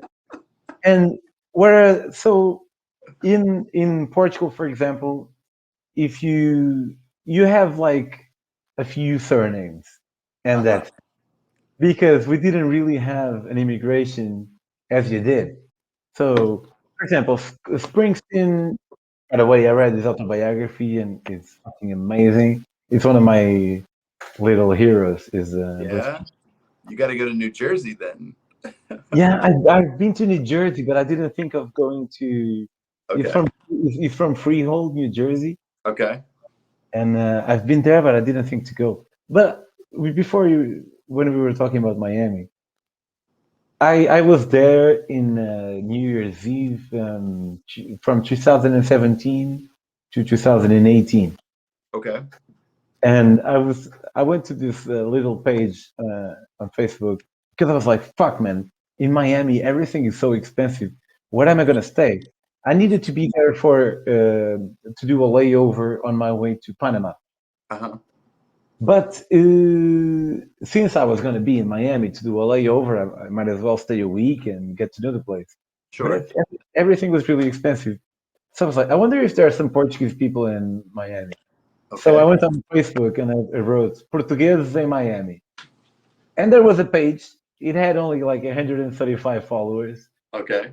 But I sent him a message and I was like, hey, can you post on your page that there will be a Portuguese guy there on his way to do Central America hitchhiking? I also did this trip in South Africa on a bicycle, whatever. And they replied like 2 weeks later, and like, hey, yeah, you can stay with us. Like, okay, cool, cool, cool. Man, I arrive at the airport, the guy comes to pick me up, and there's something the same way, for example, I didn't really remember your persona because we spoke very briefly. But Correct. the first 2 minutes we spoke today, I was like, ah, yeah, oh, this guy is cool, man. Yeah, we're gonna have a nice conversation. And you do feel that with people. Sometimes you're wrong. Sometimes you feel they're gonna be assholes and they're fine, but usually you kind of get. And it's like that moment I leave the airport and this guy comes to pick me up and he has this northern Portuguese accent and he's cursing a little bit and we get in the car and I see some cigarettes and come on, I'm like, what the fuck? I'm associating a cool person with cigarettes. How 60s am I? But I don't know. It's just those processes that you do.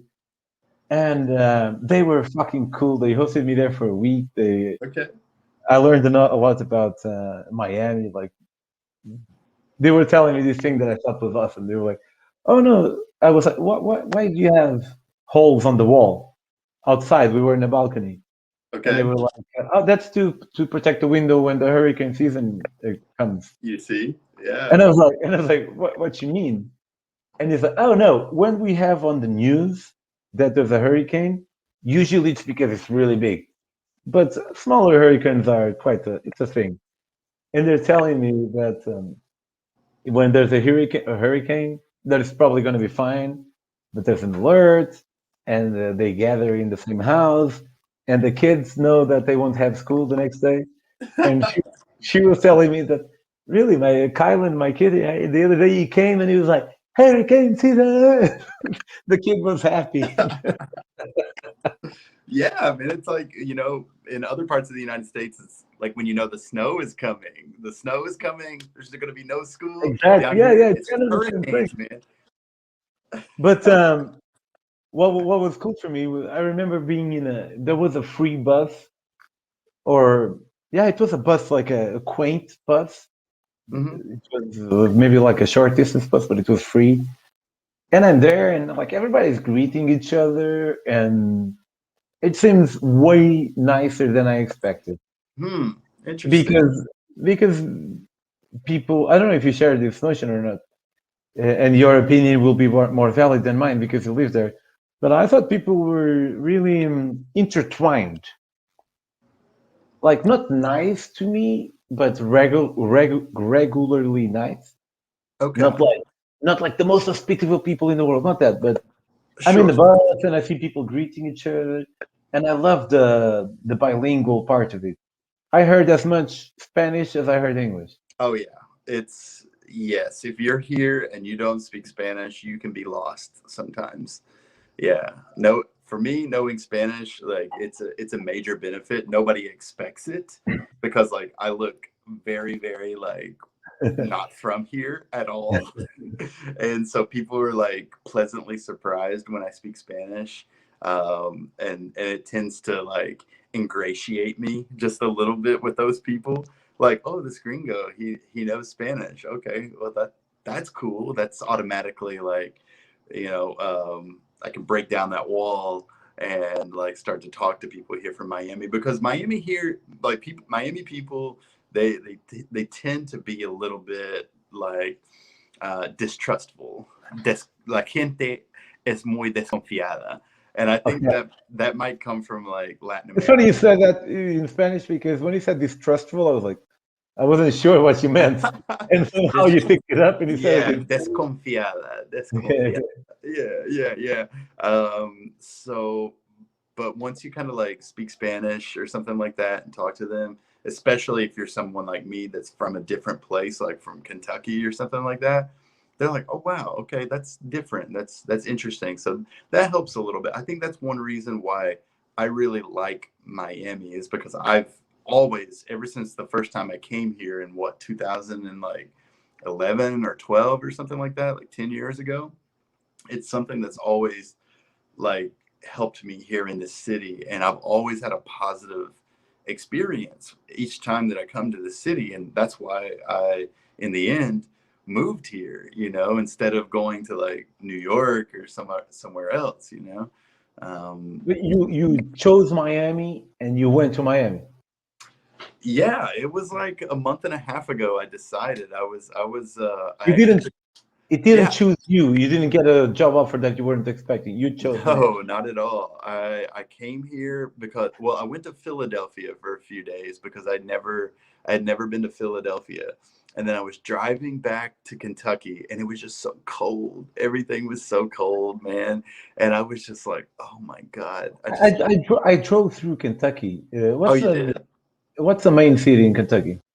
Louisville. Louisville. Ah, fuck. I didn't stop. I think I I went did. from New Orleans to Chicago. Oh no, Um, you definitely went through it then. we went through Kentucky, but maybe we didn't stop. I don't know.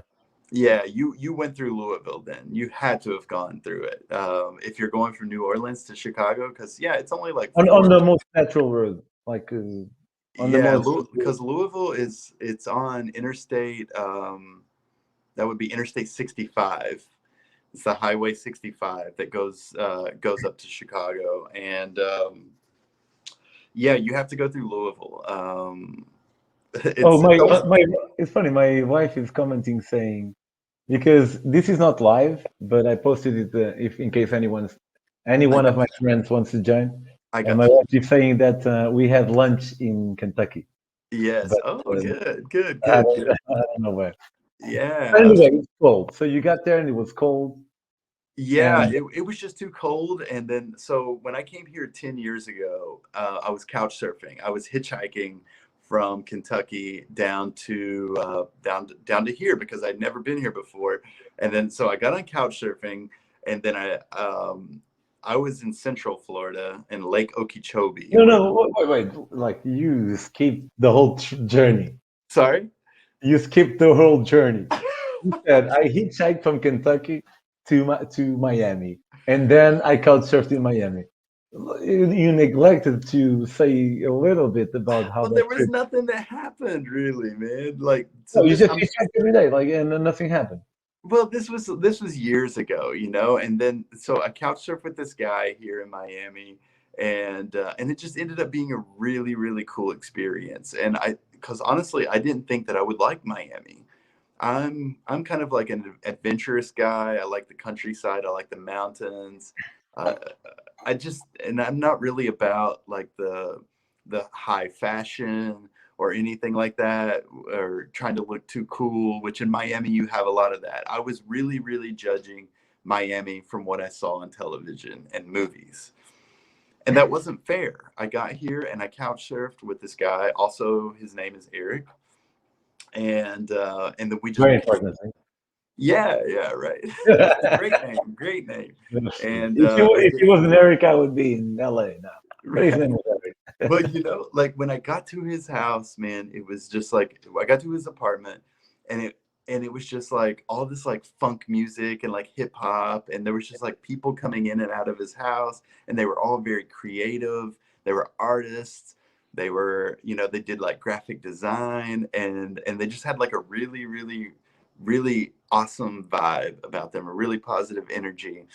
And you know what? I'm actually living with that guy, that same friend from Texas, What? in this very moment. This house is his Wow, house. man. Wow, that's really nice, man. Yeah, so it's just amazing how we kept in touch for the last 10 years. I come down here almost like every This year. was 10 years ago, the first trip. Sorry? The what you were talking about was 10 years ago. That was 10 years ago. Yeah, it was. Yeah. I think the beginning. It was January of 2012. So And who is 9 years. this guy? Tell me about this guy. Oh, this guy, man. Yeah, well, he's from Ohio actually, and So a white he. guy. Yeah, yeah, exactly. He's from Columbus, Ohio, and he studied design, graphic design at the Pratt Institute in Brooklyn, New York, which is a very, very cool school, you know, for if you want to study design, any sort of design, to be honest. And he's just, you know, he bought this house here in Little Haiti, in this sector of Miami that's kind of, it's kind of poor, right? And it's not the greatest of neighborhoods. It's nothing like what you see on TV about Miami with like the big Yeah. buildings on the beach or anything like that. Like, for example, like I walk out of my door and then there's like chickens and roosters walking up and down the street. It's like South Chicago. Something like that. Yeah, yeah. It's just kind of, it's Like rough. it's a little bit dangerous. Just yeah, it's a A little bit. Yeah. little bit. Okay. Let's just say that on my second day after I moved here, like a month ago, on my second day, there was a shooting on the corner. Ah, I forgot Yeah. to ask a question. Do shootings happen? There was a shooting. Nobody was This hurt. Nobody was hurt. Nobody was what killed did or anything like that. But there were some people shooting a gun on the happen? corner, and I was like, "Wow, okay." So it's kind of like that kind of neighborhood. But he bought this house over here. It's an old house, and but it's big. It's got like 5 rooms, and in the back there's like an apartment in the back, and he lives there with his girlfriend. And then his idea, their whole philosophy is to offer these rooms to people at an affordable price because Miami prices, like you How much said do you pay before, for the price? are insane. They are insanely high. So the idea that they want to do is to offer affordable housing to people that want to live in Miami, you know? So you can be from Miami, you can be from Can you anywhere. say how much it is, or is it too intrusive to ask? Sorry? Can you say how much it is, or is it too intrusive to ask? No, no, it's fine. It's $600 per month. So Wow, that seems really nice for yeah, the because patient. you have to think like in Miami, like it's double that for one person. Normally it's like double. It's 1,000, $1,200 per month. It's really, really expensive, but they're very conscious of how they do this. Uh, they're also very spiritual. They're very considerate. They're very thoughtful about like social justice and these kind of things. So it's a really positive place to live, and it's very creative. Like for example, I live with I live with a guy who wrote a novel recently. He's been working on a novel. I live with a DJ Okay. who's all the time like researching music and like putting together like these remixes of like hip hop and R&B songs and stuff Where are like they that. from? The DJ is from Brooklyn, New York. His girlfriend is from Indiana. The guy who wrote the novel is from California originally, and then we just That have like we have two that's the thing, people. man. We have we have two Sorry. people that are staying here temporarily, and they are also from New York. That's the thing. Like here in, I really love the concept of pan nationalism, or not pan nationalism, pan humanism. But in the concept of European Union, it's fucking awesome. I love it, man. Yeah, Let's just be a country. And yeah. okay, but it's really hard because we don't have a common language, and we don't have a common history. It's really hard. But over there in the States, the way it happened was that you share that notion that you're all Americans. What I'm trying to say is that you have kind of an European Union, but with the same language and with a common history that facilitates way more the flux of people. Like with European Union, you can immigrate to a different country just like that, and that's really beautiful. Like I worked in England for, I don't know if you know this, but I used to be a psychologist. Okay, I did not know that. Yeah, I used to be like I took a master's degree in university, then I worked, and Okay, okay. that's part of my. Hey, nice to meet you, man. It's cool to talk to you. Yeah, no, finally, right? We get to chat. No, I'm thinking both of us missed by not engaging more at that time.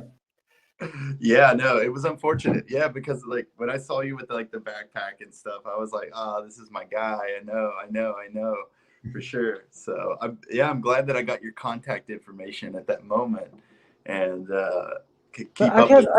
I was left with an idea for some reason that you were kind of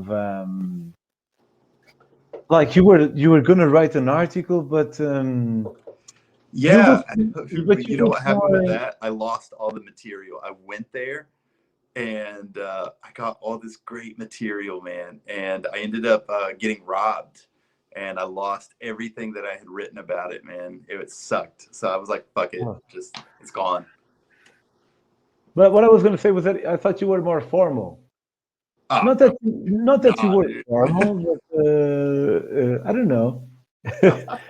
Dude, I am not formal at all, man. I'm like super chill, super relaxed, man. I don't give a shit, dude. Yeah, man. If you've been following me on Instagram, man, you should know, man. You should know.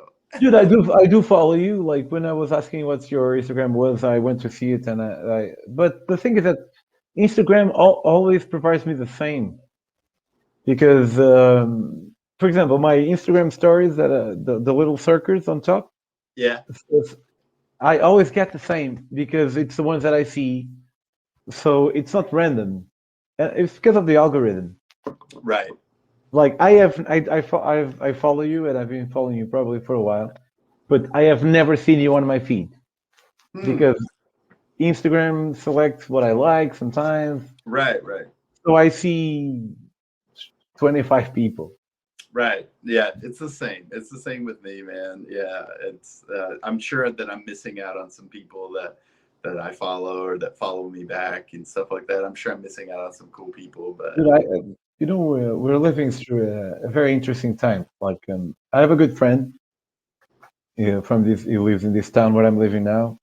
He has almost 100,000 followers, uh-huh. which is a lot for Portugal. Yes. It's a lot And for anywhere. yeah, yeah, but even more for Portugal. It gets to a point where you can really do a lot of stuff that you want to do and be paid for it. Of course. And this guy, like, he keeps it cool. He's not like he doesn't sell to anything. Is careful in what he chooses, and we've had a few debates about advertising. I don't really like the concept of advertising, but I've become more moderate in the last few years. But I always have this like I'm very fortunate that I get to live from doing what I do. Hmm. But I also have to have an Instagram account. For example, this that we're doing right now, the likelihood that I will make money from this project, very slim. Nothing. It's very no, you never know. It's You very never know. You never know. Yeah. but it's very slim. But I enjoy doing it Of course. because I enjoy it. But posting pictures on Instagram, I don't enjoy doing it. But I feel like I should. Why? Because I was in, Cape Verde, the country, Cape Verde. Cabo Verde. Is that? Cabo I Verde. was there. I was there last month, and in a month I posted one picture. Yeah. But there was one time when I posted a few stories talking about my books, and I sold 24 books in 24 hours. Okay. So there, so that's really good. Yeah. And that's why unfortunately, I need the social networks.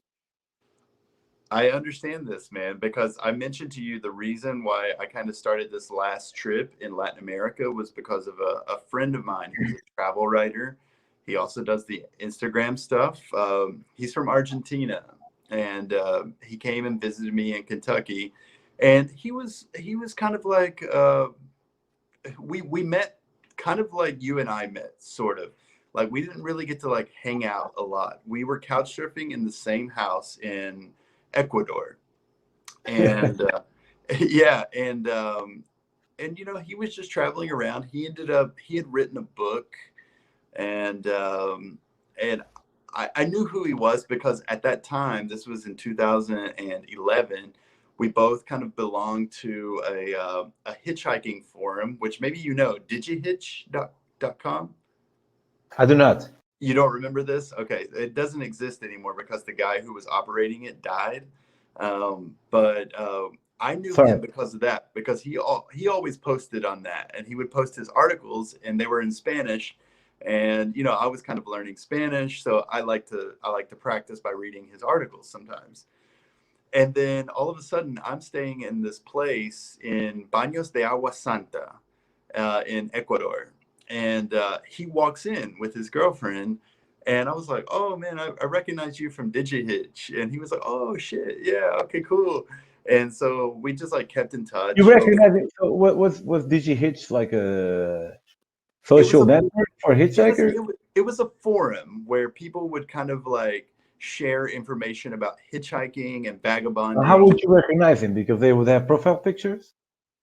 Um, well, because he would post links to his blog. Okay. Oh, okay. Yeah, and he had written this book called Vagabundeando en el eje de mal. So vagabonding in the axis of Exit evil. of evil. Yeah. Nice. Yeah, and so I He read. was there. He was traveling there.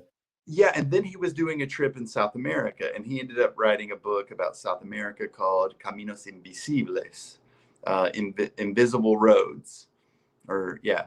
And so we kind of kept in touch over the years, and it was always through like Facebook, just sometimes, or Instagram or something like that, sometimes. But yeah, in 2019, he told me he was coming to the United States, and he came and stayed with me, and then we just became really really good friends. And you know, he has a lot of followers too, you know, on Instagram. Where is he from? He's from Argentina. Argentina. Yeah. So he has like something like 40,000 followers or something like that on Instagram. And he was just kind of talking to me about, you know, how it is difficult, and it took a really long time for him to be able to live from this. You know, it's not something that just happens like that. And he was like, but if you want to do it, he's like, you've got to do the Instagram stuff, and he does that a lot, you know. He does it promoting his books, he does it promoting all of his travels, you know, and he does have some sponsors, you know, like travel insurance and stuff like that. And he was just kind of encouraging me. He was like, Eric, you got to do this, man. You have the personality for it. He was like, you just have to figure out like what is your niche, you know, like what is it that you're going to talk about, or what is it that you're going to do. And then I did the trip. He invited me to his mother's 80th birthday party Nice. in Argentina, and I was in the United States, and that's the whole reason I started the trip. I said, you know what? Okay, I will go to your mother's birthday party. It was November. It was like November 15th, November 16th of 2019. I hitchhiked from Kentucky to Miami, and on like October, I think it was like October 30th or 31st, I took a flight from Miami to Ecuador, and then I started hitchhiking to Argentina from Ecuador to just What? to go to his mother's birthday party. And Hitchhiking. sorry, Hitchhiking.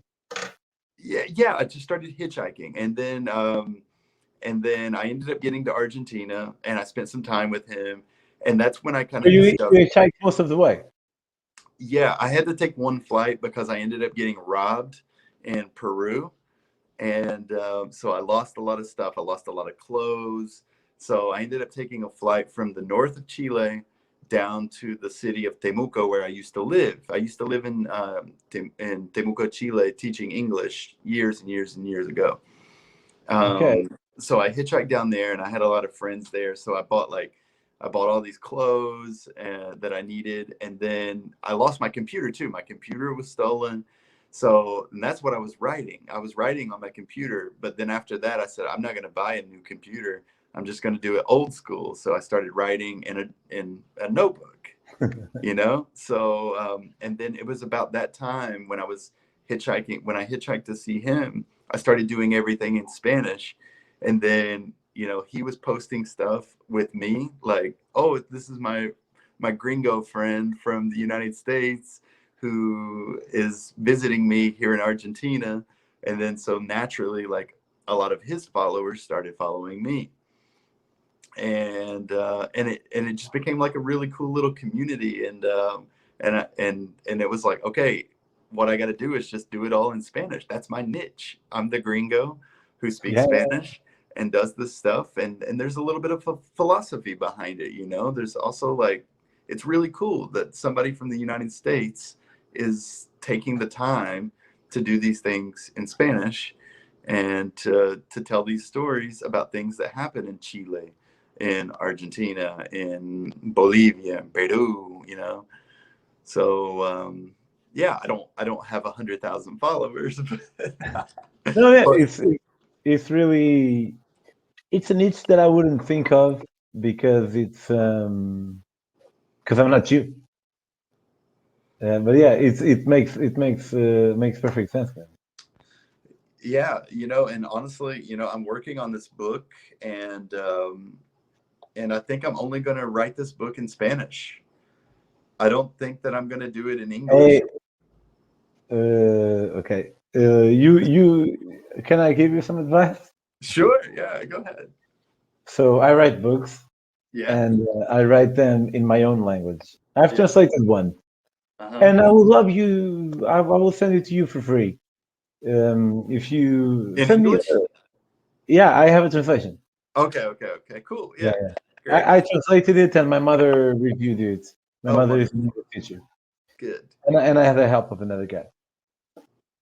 But I write in my own language, and sometimes it's not that easy. I know. For you to write a book originally in Spanish, I don't know how good your Spanish is,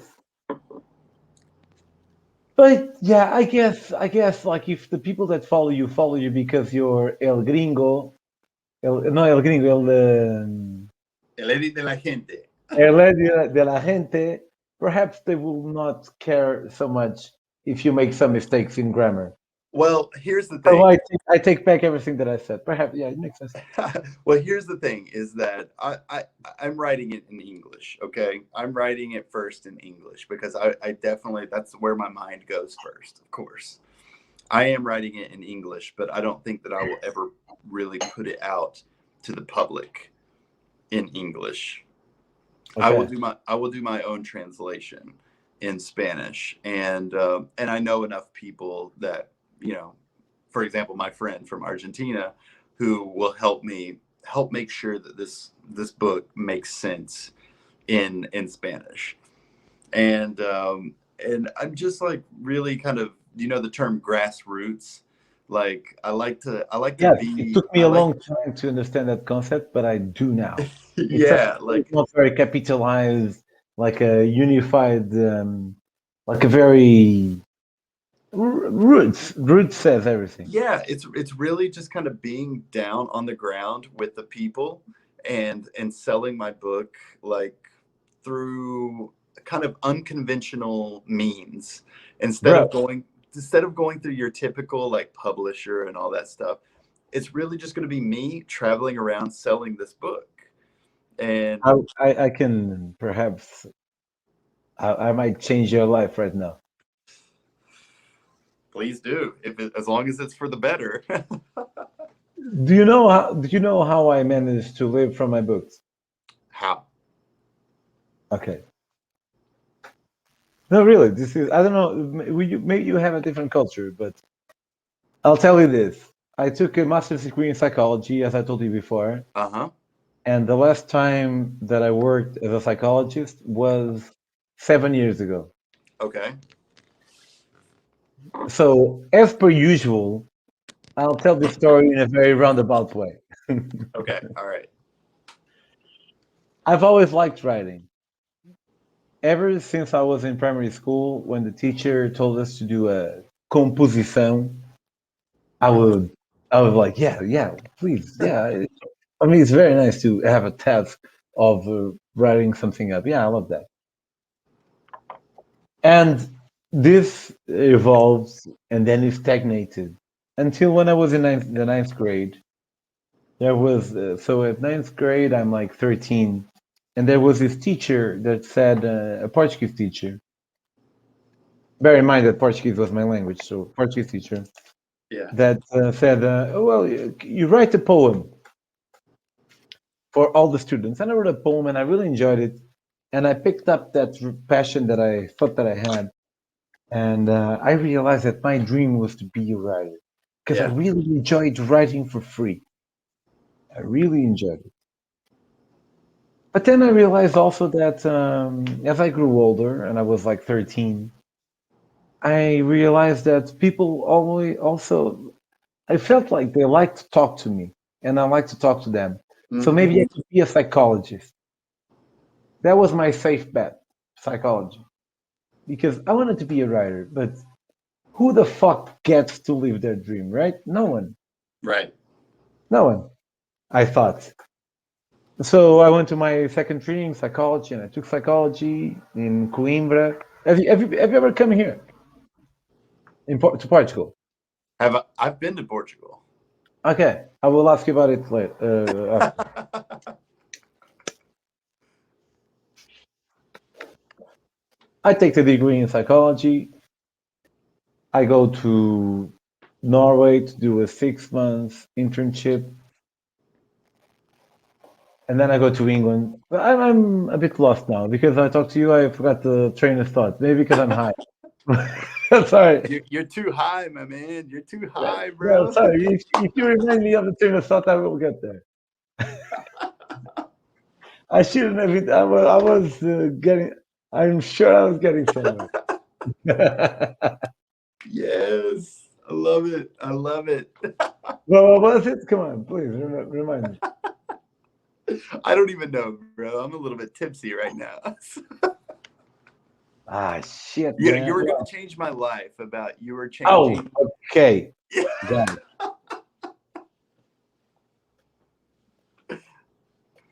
So once I realized that I had a much more achievable dream, Uh-huh. which was to be a psychologist, I went that way. Okay. And I took my psychologist degree, and it was okay. I had a lot of fun. I had a lot of fun. Coimbra is the capital of students in Portugal. Uh-huh. It's the sixth oldest university in Portugal, and the in Europe, and the student tradition there is fucking wild. I had a great time. Okay. And then I went to work in England. I worked with in what is called a therapeutic community. I worked with youngsters, adults, but young adults, Yeah. plus 18 plus, that some of them had been sexually abused when they were young. And it was very hard, but also very nice because sometimes I had the opportunity to make a change in someone else's life. But my input was always very low because it's very difficult to know how you're impacting someone else. And that's one of the problems of being a psychologist. You never really know whether you're being right or wrong. Okay. But I enjoy doing it. But one time I went to India and I met this guy like you now, like me now. He was a Spanish guy that quit his job and he was just traveling. And I was like, Mm-hmm. what the fuck is just traveling? I never met anyone in my. I know this is a thing because of movies, but I have never met anyone that does this. Yeah. Eventually, he inspired me to do it, but I'm going very very roundabout. But in terms of living, what I really discovered that allowed me to live from writing is selling my books at the beach. So Yeah. I self-publish my books. If you have a publisher in Portugal, you get 10% of the price cover. Right. If you self-publish, like I do, and you make a great book with a lot of pictures in color, like a book that is expensive, Mm-hmm. you profit 70%. Yeah. So my book cost 16 euro. I profit 12 euro. Right. And 5 years ago, I thought, what if I go to the south of Portugal, the Algarve, and sell it at the beach? And I went, and the first year I sold 500, and I was like, what the fuck? In 50 days, Yeah. I made 7,000. I made 5,000 euro profit. Right. Next year, I went 60 days, and I sold 800 books. Next year, 850. I Yeah. was like, what the fuck? So in 2 months, selling my books at the beach, I make money for the rest of the year. Not to be rich like that, but to have. I make a lot of money. On average, I have like an average salary, but I make it all. I make it all in 2 months, Yeah. so I can waste my time in different projects Like this one. like this one. Yeah, yeah, like projects like this because I don't have money, but I have time, and like this kind of projects, I really enjoy doing it. I really enjoy doing it. Yeah, man. Well, But it's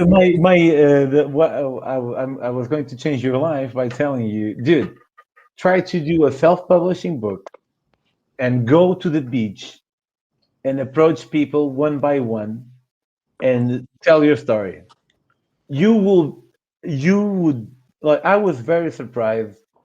Like I sell one book out of every three approaches, I think, really. and yeah, yeah, which is a good number, I think. It's But great. I go all in. Like Yeah. I go and people are at the beach. Like, hi, hey, do you mind if I suggest your next book? If they say no, I go. I don't like it, but I respect. But if they don't say anything, I continue. And Pedro, and last time I thought it would be a good idea to hitchhike all the way from Panama to Mexico. And I have my book in my hand. And I have a 1 minute pitch with my book in my hand, and I touch it. And it ends up by me saying, so do you want to buy this book signed by the author in a moment? Once Hey. I, fin- once I finish my pitch, if they say no, I go. But if they pause, I hand them the book and say, you can check it out if you want. Yeah. Yeah. Once they get it in their hand, I know that it's most likely a win. Sure. But now I talk without a pitch voice. But what people don't realize, and I myself have questioned myself, is how much of a robot am I? Because I approach everyone with the same pitch. And then I have sub pitches and sub pitches. Okay. Once I hand them the book, they get the book, and then I say in a non-pitchy voice, yeah, yeah, it was kind of a trip, as you can imagine. And I know that they will ask three questions. And I don't mean it like that, but I know the perfect answer to each of these three questions. Uh huh. Sometimes it's a different question, and I really enjoy it. And that's when I take 20 minutes, and I only sell one book, Right. but I in 20 minutes, and it's a great experience for me, and it's a great experience for them as well. Sure. Because like a lot of people are really impressed by the fact that this guy cycled to South Africa, Right. and we have a little conversation, and I sell the book, and I go. But some people are like you and I would be. Imagine I was or you were at the beach, and you would be approached by a guy selling a book about his trip from Portugal to South Africa. We would be like, "What, really?" And we would ask certain questions that would go a bit deeper. Anyway, try to do this. Print your own book. Do a crowdfunding campaign because it's expensive to print a book, but you can do a crowdfunding campaign. I can help you by sharing, but it, I doubt you will sell any books on my site. But I will definitely try. Yeah. and then go to the beach and sell it. Man. Well, you know what's funny, man, and I've had this suspicion for a while that you are very similar to my friend from Argentina. And I say this because he has told me the exact same thing. Real. Yes, he is the Argentinian version of you. Okay? Okay. He also He must self-published. be. I have a very nice self-esteem, and if I think there is an Argentinian version of myself, this guy must be amazing. He's a cool guy. He's a cool guy. He's actually, you know what's funny is that I actually I'm going to do a video chat with him as soon as I finish with you right now. So he actually just messaged me on WhatsApp. So Hey, invite him. Let's invite him over. I can send him a link, and he can join right now. That'd be cool. Okay, how do we do that?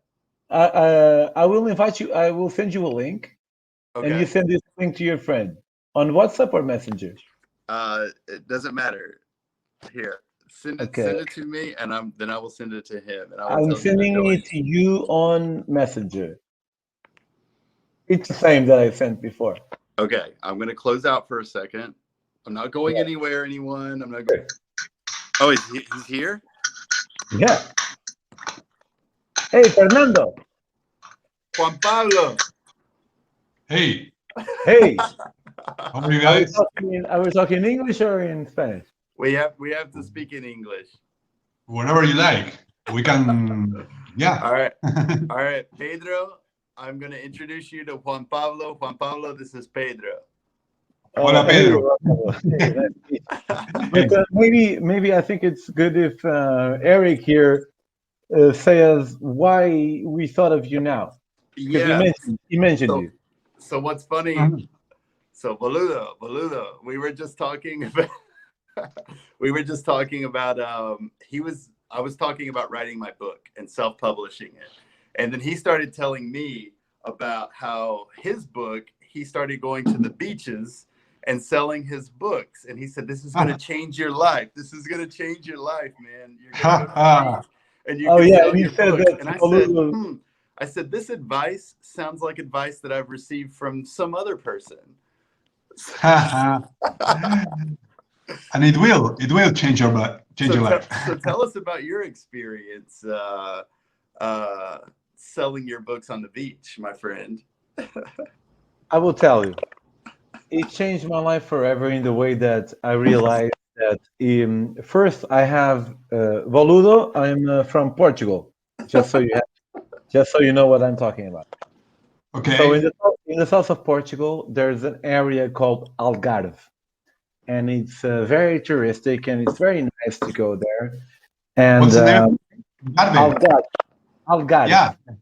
I heard about it. Sure. Algarve comes from the west in Islam, in Arab. In Arab, Algarve means the west, and it is the most western part that they could reach at that time. Makes sense. Just a funny trivia. And my parents have a place there. So I had that advantage that I knew I would have a place to stay where I didn't have to pay. But then I was like, okay, so I came to the south of Portugal, to the Algarve, and my thinking was that people read at the beach. Even people that almost never read, if they are at the beach, they do fucking read. So that was my hope. I will go and approach people at the beach and try to impinge my book on them. But once I got to the sand, I was like, what do I do now? And I started approaching people in a very clumsy way. And eventually I perfected this pitch that doesn't work for everyone, but works for a lot of people. And once I realized that I could do that, once I realized that I could go to the beach 50 days and I worked 50 days. In 60 days, I worked 50.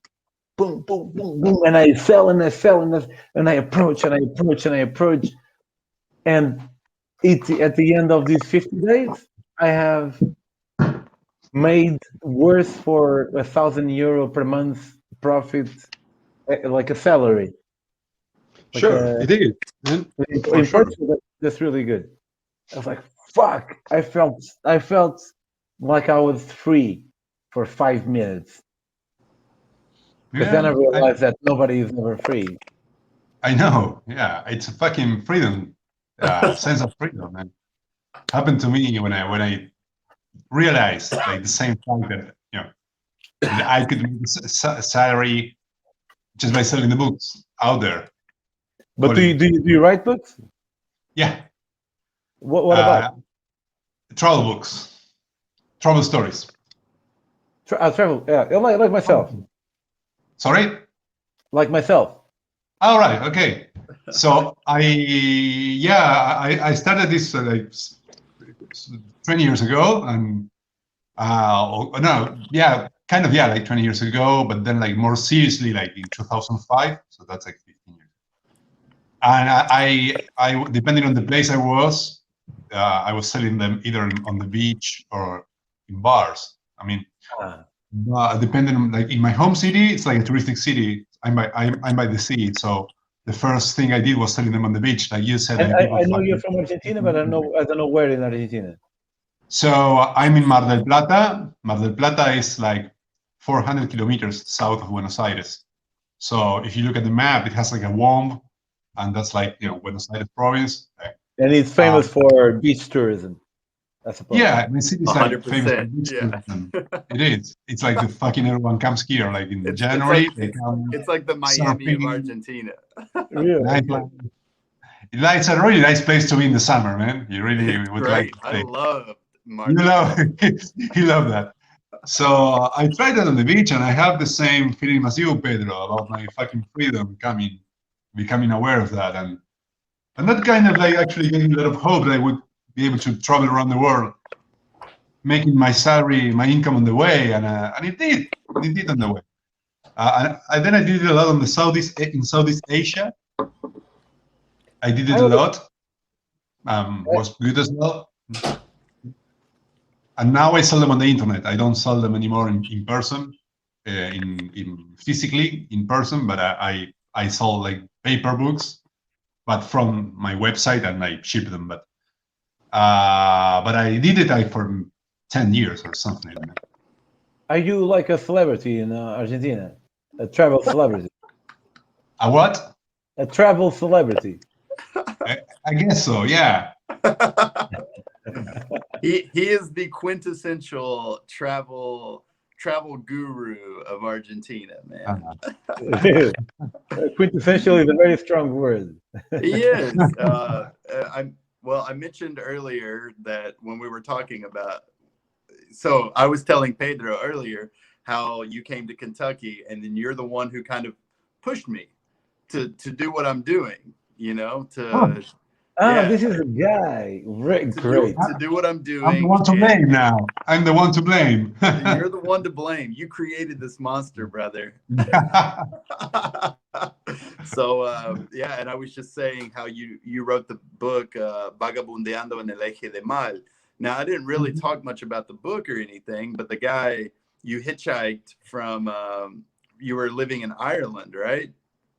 I did. I was living in Ireland at the time, and then when I went there actually with the idea of saving up some money. I worked there like for a year and a half, and then started hitchhiking towards the Middle East. Eventually, I ended up in Asia, but like the focus of the trip was to hitchhike across. Wait. You missed a big part. Which one? I hitchhiked towards the Middle East, and then I ended up in Asia. But what happened in the between? Where did you go from? Did you go from Russia, or did you go from Turkey, Iran, Pakistan, India? I started in Ireland, and then I spent like 6 months around Europe, Eastern Europe, and Scandinavia, and then I was like coming south from the Baltics. Like I went up all the way to Norway, and then down through Finland, like Estonia, and Ukraine, Romania, wherever, and then Turkey, and then Syria, Jordan, Egypt. And then like Iraq, I went back to Turkey, and from Turkey to Iran. Iraq, Kurdistan, or Iraq? Kurdish, Iraqi Kurdistan. the north of Erbil, Iraq. Suleimania, Sorry? Erbil, Suleimania. Yeah, Yeah, exactly. Yeah, around there. yeah. I did the And same from trip, there, but I was sorry? curious. I did the same trip, but not, Okay. but faster. I Okay. was. So you went through Um, the sun, then you went to. Please continue.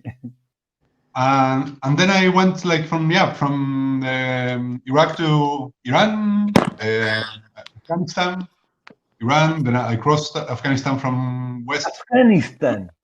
yeah, from west to east, like from Fucking hell. Herat. Like, I traveled in Pakistan, but Pakistan is not so difficult to travel. But What? Afghanistan, Afghanistan was Afghanistan. nice. It was Oh, harsh, but nice. And then I went to Pakistan. From Afghanistan, I went to Pakistan, and then to India, and then back to Pakistan, and then to China through the Karakoram Highway can you say to something Kashgar. about Afghanistan? How is it to travel? Were you taking the bus? Were you flying? Were you hitchhiking? How was it to Where? travel in Afghanistan? No, I was hitchhiking. I was walking and hitchhiking Wow, in Afghanistan. in Afghanistan. Yeah, well, the whole trip. I mean, I didn't take any bus from Ireland to Thailand. I hitchhiked Oh, 70,000 kilometers. Yeah, 70,000 kilometers, like 1,000 cars, something like that. I forgot the figures. I used to know them by heart, but yeah, it was like a fucking awesome trip. And then like China, Tibet, I managed to sneak into Tibet illegally through the west. And then I crossed like Tibet from the west all the way to Lhasa. I think that was like pretty much like the masterpiece of that trip. I would say really? Afghanistan and Tibet. And then yeah, Southeast Asia. But you know, Southeast Asia is like a playground. Yeah, But it was yeah. nice. It was Southeast nice. Asia is. I understand what you mean. And Yeah, you know when yeah, but fucking for me when I did this trip, I it was similar to yours, but I didn't do everything hitchhiking. I went from okay, Portugal. From Portugal to Singapore, and from Singapore back to Portugal. From Portugal to Singapore. So I overall Portugal, Singapore, Singapore, Portugal. I did 50,000 kilometers. I hitchhiked 20,000, and I took the nice. bus for 20,000. Yeah. Oh, it's a lot, man. 20,000 kilometers by hitchhiking. It's It, awesome. yeah, So it was yeah, great. Like we don't hitchhike in Portugal. I had no. If I saw someone on the road like with their thumb out, I would know what they were doing, but it's not something. It's not something we do. But when I left, I was 27 and I met this Portuguese guy. He was 18 on couch surfing and he was going the same way. It's like let's partner up. And he was the one that introduced the concept of hitchhiking. I was like, Okay. it changed my life forever, man. Change it. Yeah. I really love hitchhiking, and even so Juan even Pablo, when I was telling Pedro that you guys are very, very similar because you guys have done similar trips. Because yeah This is a guy that you said was similar to me. this is the guy that I said that you are like the Portuguese version of this guy. Okay. Because you guys did the similar trip across like the Middle East, and then also Juan Pablo, he's working on his third or fourth book about Africa, where you went from Egypt to South No, no. Africa and Namibia, and Pedro, he did a bicycle trip from Portugal to South Africa. wow, Yeah. man. We have to meet, Pedro. We have a few things to talk about. Yeah, you guys You just went seem from so Egypt similar to to me. South Africa, From Egypt to South Africa. or by land? By land. What? By land, yeah, hitchhiking again. You know, I always do the same mistakes. Juan Pablo. Yeah. Hitchhiking Uh, from Egypt, Sudan, Ethiopia, and so on, all the way to. I don't mean to be a lecturing guy, but because every kind of traveling way has its own beauty. But I really, really, really, fucking really recommend cycle traveling. Like Okay. really, like I will Yeah. explain how much of an expert I was before I left. Yeah. Before I left Portugal, on my way to South Africa, The most I had ever done in my life on a bicycle had been 24 kilometers from this place to this place and back when I was fucking 15. But, and this is the beauty, and this is the beauty that most travelers bring with them, which is the urge to convince and to persuade other people to experience the same thing. One time there was like this, the Boy Scouts, like the Boy Scouts of Portugal, but it's with women as well. But the Boy Scouts, The Girl escoteiros. Scouts. ¿Qué Boy cosa? Scouts. Escoteros, no sé cómo decir en español. Escoteros como Boy Scouts, Baden Powell. Boy Scouts. Yeah, Boy Scouts. Yeah, Scouts. Boy Scouts. Yeah, got So you. the Boy Scouts, they organized this thing in Lisbon where they invited a lot of travelers, and each traveler would talk 20 minutes about their trip. And I went there to talk about my Asian trip. But for me, every time I go to Lisbon, I gotta party hard. I fucking love Lisbon, and I recommend Lisbon very. If you like to drink and have a nice time and be on the street surrounded by people and noise, most days of the year, Lisbon is the place. Lisbon is a I great have to city. go to Lisbon this year, man. I have an event. I've been invited to go there in August. In August, Yeah, I will be there. Yeah. come. Because I hope this pandemic is dwindling, but Lisboa is a really, really, really, really amazing place. Yeah. Yeah, I like it. I've been there actually for like a week. I went there Lisboa. to do this presentation, and because Lisbon is so great, I got really drunk and I slept 2 hours, and I went straight to the presentation, and I did my presentation almost dying, and then I saw this couple saying that they cycled from Portugal to Macau. Macau is Oh, uh, my God, yeah. In China. China, yeah, Former, we speak Portuguese until 1999. yeah, former colony. Exactly. And I was like, I have never cycled more than 24 kilometers in a day, but I want to do this. I want to have this kind of stories. And I left without knowing how to properly repair a tire, but it was so nice. I only learned how to properly repair a tire in Gabon, which was 9,000 kilometers later. Because when you are repairing the tube, once you put the glue, you should wait for the glue to dry. I didn't know this fucking little. I didn't know this little That was detail. the trick. Oh, you have no idea how much I suffered. Oh my god, I suffered a lot until I found this fucking detail. But it was so. I'm sorry. I'm a bit high, so I start talking and I never shut up. I'm sorry. But I'm getting high as well, so I'm catching yeah, up. that's how you roll. Yeah. I mean, what I Everybody's meant getting to say high is- but me? What the fuck? well, I thought you What? was with on your yellow thing, on your green thing. No, man, I was like, doing everything. I have all my gear here. Yeah, fucking Nice. fucking Americans, man. Hey, whoa. Hey, I'll You are- bomb your ass, bro. What I meant to say was, Where are you, Pedro, now? You are in Lisboa now, or where are you? I live half an hour from Porto. Oporto, yeah. But can you read this coincidence? Like today, like 5 hours ago, I had like a Skype, like a work call We're drinking.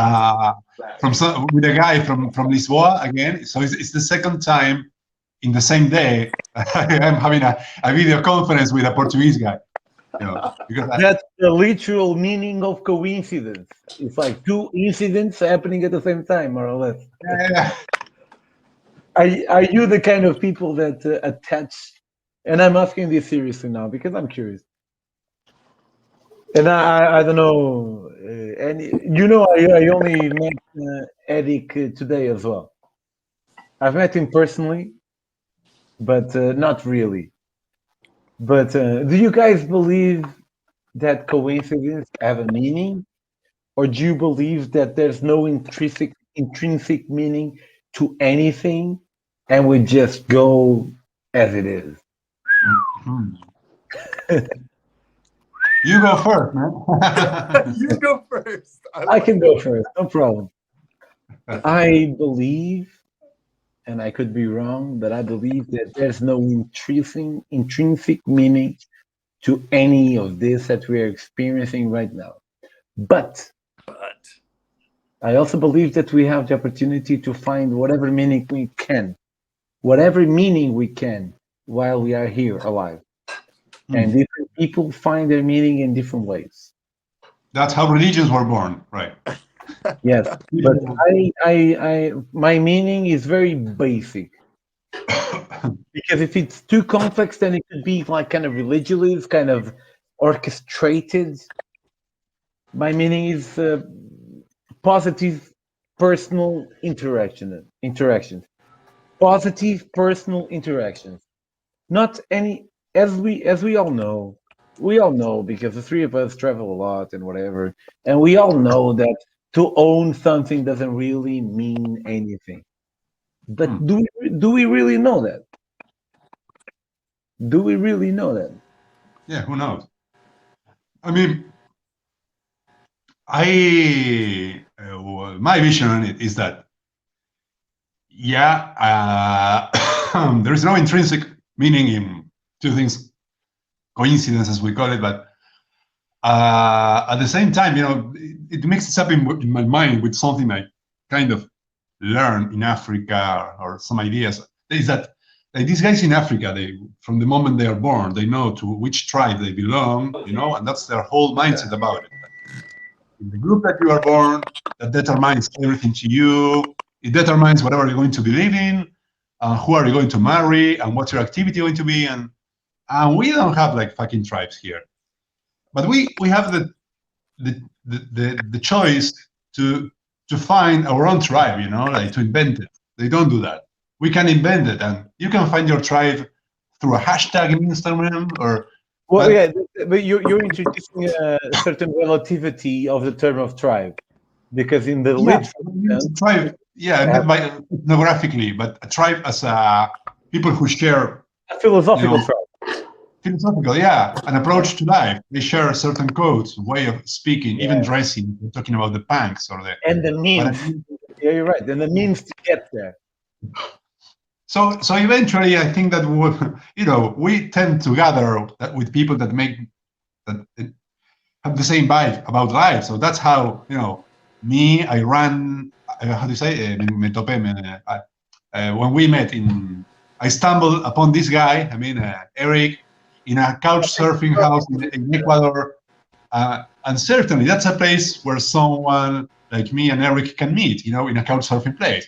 So it's coincidence, or is it just like a logical consequence of the tribe that you gather with, and something that I am high too now. No, I think the fact that you feel like you're a part of a certain tribe, it's also coincidence, because we don't really choose whatever characteristics we have that make us belong in a certain tribe, right? You think so? Yeah. I have to do a disclaimer. I do not believe in free will. So, okay. Yeah. So I think there's no choice at all in terms of tribes. Yeah, probably. Whole existence. But they exist in the way we see it. But then it's like, if you do you think we can make choices? Because if you don't, then there is no. No, I don't think we can make choices. I think choices happen. Yeah. From that point on, there's not much to talk about. But I know what you mean. It's like a determinism, and everything has like every single atom that ever moved touched another and generated even culture in the long run. That's what you mean. Well, yeah, and that's one out of maybe 7 arguments that I have against free will. Another one is that, for example, you can have a person having a test with their hands like this, and they say, put a hand down.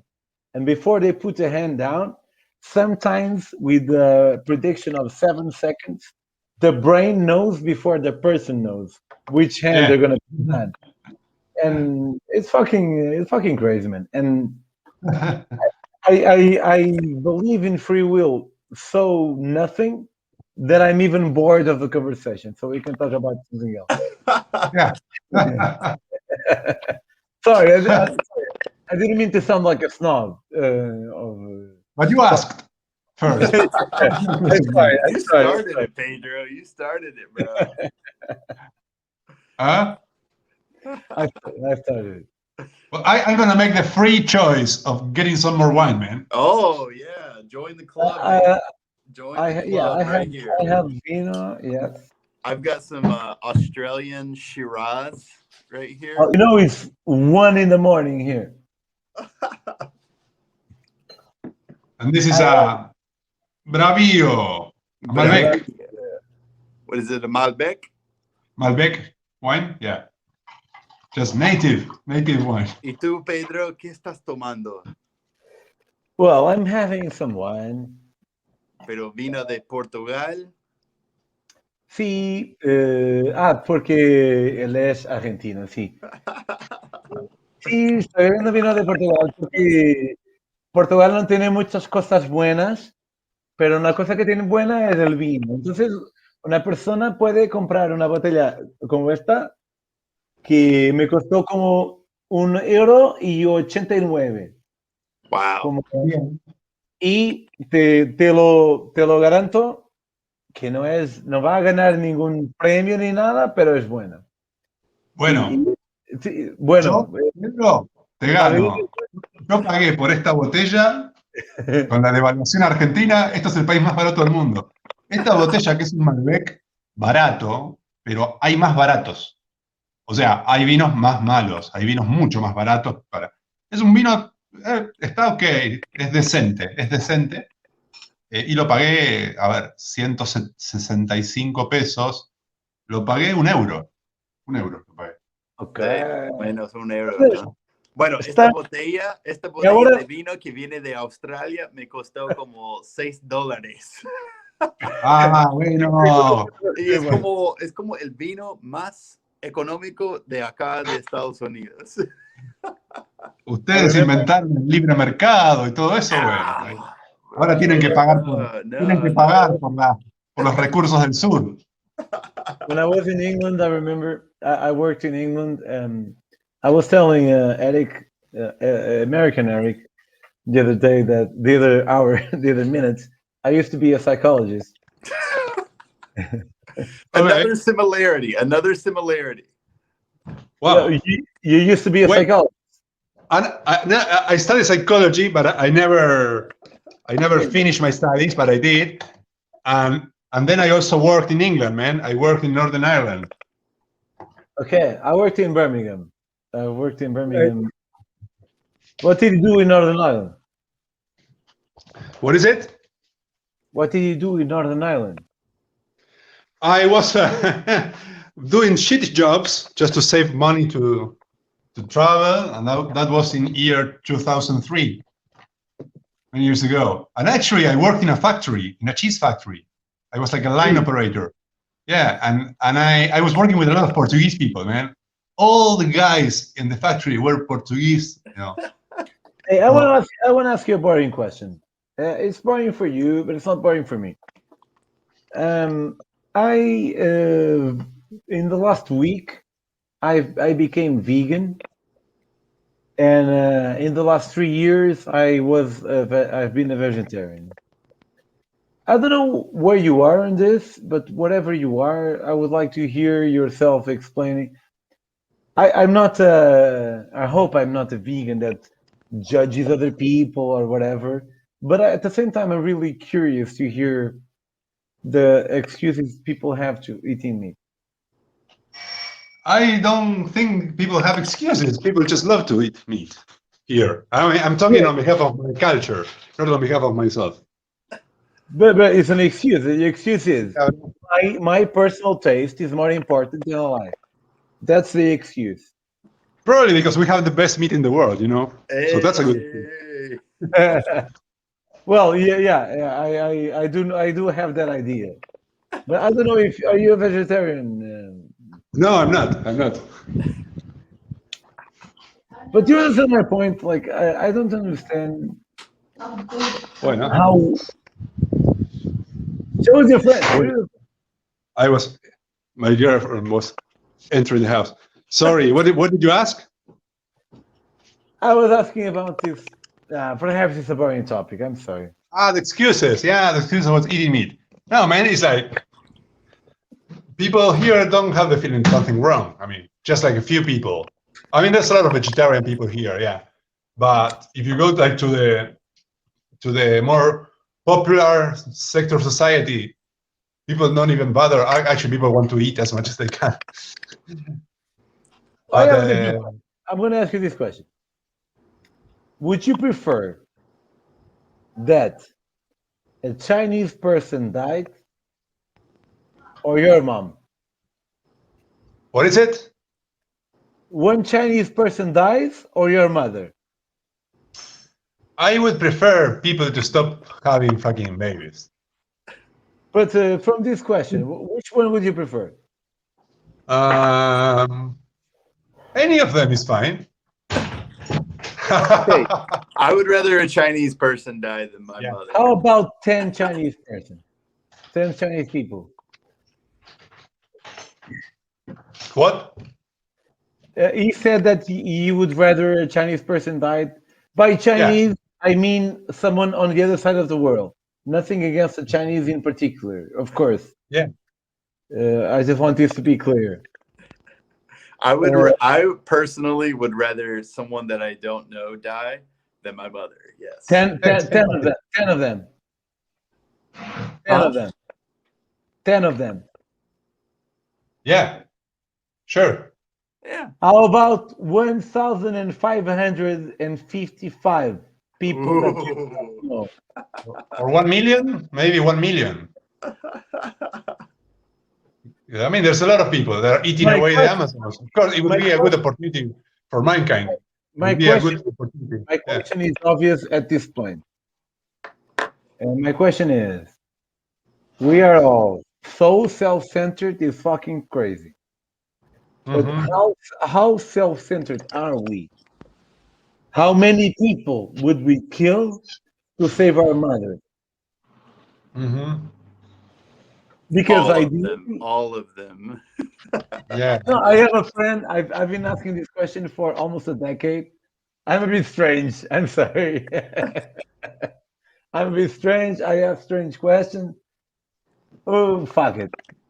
But, do you expect me to be some altruistic person who just I don't know, as open-minded as I am personally from traveling or whatever? Nah, I would totally rather people that I'm not connected with to die than my own mother, of course. But isn't that, yeah, and that's the obvious answer. But I'm asking a serious question now. And I understand when you answered that answer, because I would probably do the same thing. I would do the same thing. But isn't there something wrong when we would rather someone else die that we don't know instead of someone that we do know? Isn't this a proof of how self-centered we all are? No, I think it's like a biological instinct. You try to protect your own people. But we have outgrown our biological instinct. We though? Yes, we have. We are flying high. Dude, we realize that we don't have to eat animals. We don't have to even have sex.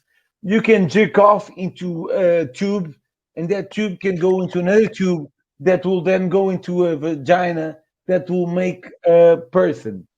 We are no longer, we are still bound by our genes, but less and less, less and less. And that's the question that nobody is asking. I'm sorry, I'm a bit high. I just go all over the place, like boom, boom, boom, boom.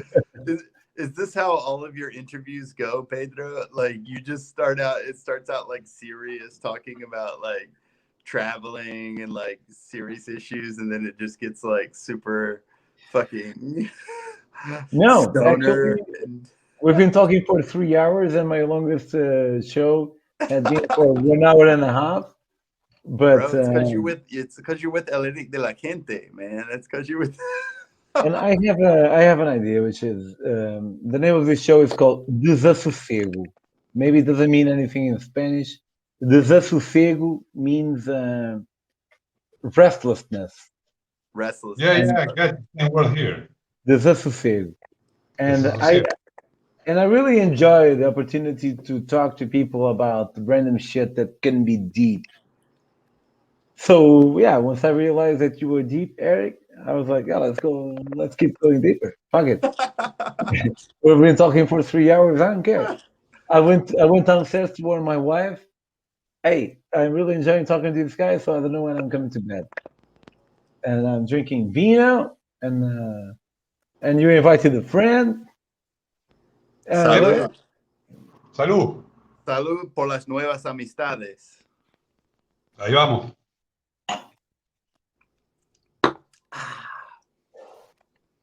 Hermoso. Bello, bello, bello.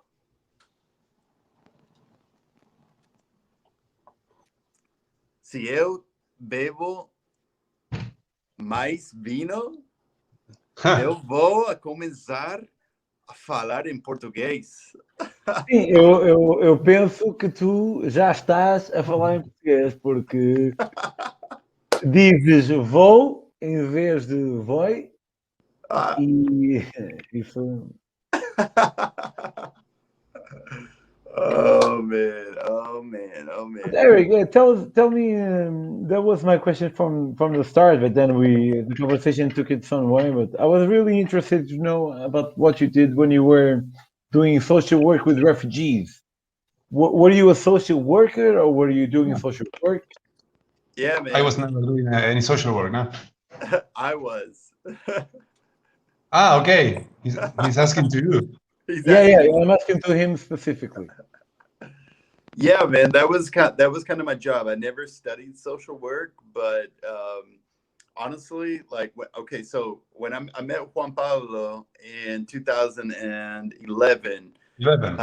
in Ecuador, like I mentioned earlier, and then when I came back to the United States, I was just working in a restaurant. I was working in a Mexican restaurant actually, and I was the only gringo there speaking Spanish, so it was cool. But then I had a problem with my knee, so I tore my ACL, ligamento cruzado, and yeah, and then I had to stop working that job, and then I started applying for other jobs. Actually, I was teaching Spanish, and then one of my students worked with the refugees, and then she all of a sudden she was just like, hey, there's a job opportunity to work with refugees. And I was like, yeah, okay, let's do it. So I started working with them. And my job was to help refugees find jobs in the United States. So, yeah. And then, yeah. And then even when. You're like the devil for some people, right? What? What? Like the devil? Devil? Yeah, Devil, yeah. I hope not. The devil. Yeah, it was. Yeah, It was. like for the people think. like a Republican, devil. Like if Exactly. there would be any sort of Yeah, mythology, and it was most difficult for people from the Middle East, people that came from Syria and Iraq. It was more difficult because they usually came with money. They were refugees, but they had money. But for people like from the Congo, for example, they didn't have money, so they were very kind of like excited to go to work. They needed the money. But yeah, like I was actually. So you said you were hosting most of all people from the DRC. Yeah, exactly. That was the majority of the people at the time that like I quit. I say quit, but I quit my full-time job working with the refugees, and then I traveled. I went to Patagonia, in Chile, and Argentina. Why And did then you quit? I quit because, man, I wasn't happy. You know, I wasn't happy because I wanted to travel, and that was my love, that was my passion. So, and Juan Pablo knows this. You know, he knows this. That was my passion, and so I went to Patagonia, and then kind of when I got back to the United States, I worked a little bit more with the refugees. But then I did a trip to like Georgia, Armenia, Azerbaijan. Oh, Georgia. Yeah, it was beautiful. It was a great trip. And then after that, like I came back to the United States and I worked again with the refugees temporarily. And when I was working that time, that's when Juan Pablo came to the United States. And then I personally was feeling like, yes, I was traveling, which is what I wanted to do, but I wasn't traveling like I wanted to do, you know, like there was still something missing, you know. And so when Juan Pablo is a little older than me, you know, so he's had more time to Like do all 41. those things. Yeah, Huh? he's 41. 41. 43. Okay. I'm 43? 42. I'm turning 43, 28th of March. So in 2 Okay. weeks, I'm turning Yeah. 43. So he has a little more experience, and he comes to the United States and he starts talking to me. He's like, you know, why don't you like, I love to write. And he's like, why don't you think about like writing or something like that? And I was like, yeah, I mean, this is what I want to do.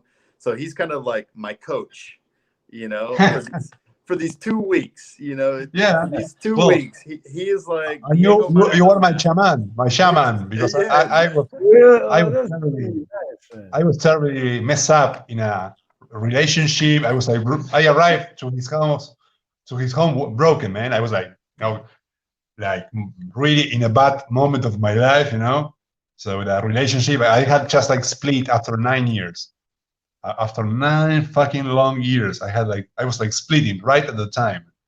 So this guy, you know, took me up from the sofa. I was like lying down, like depressive, you know, but he chose like the right drugs and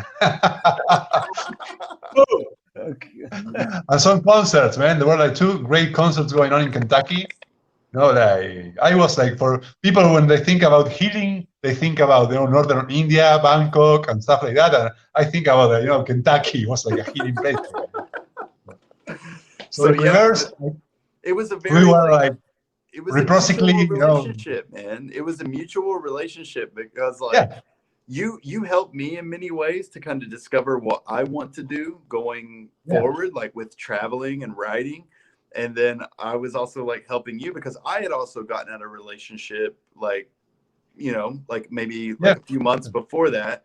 So we were just Mm. kind of talking about, you know, things that we really needed in the moment. And then we just became like really, really good friends. And Yeah, I was, Juan Pablo was like, dude, why don't you come back? Come back to South America. Come to my mom's birthday. yeah. And lo He and showed up. behold, you're He showed up there. in my mom's 80th birthday, man.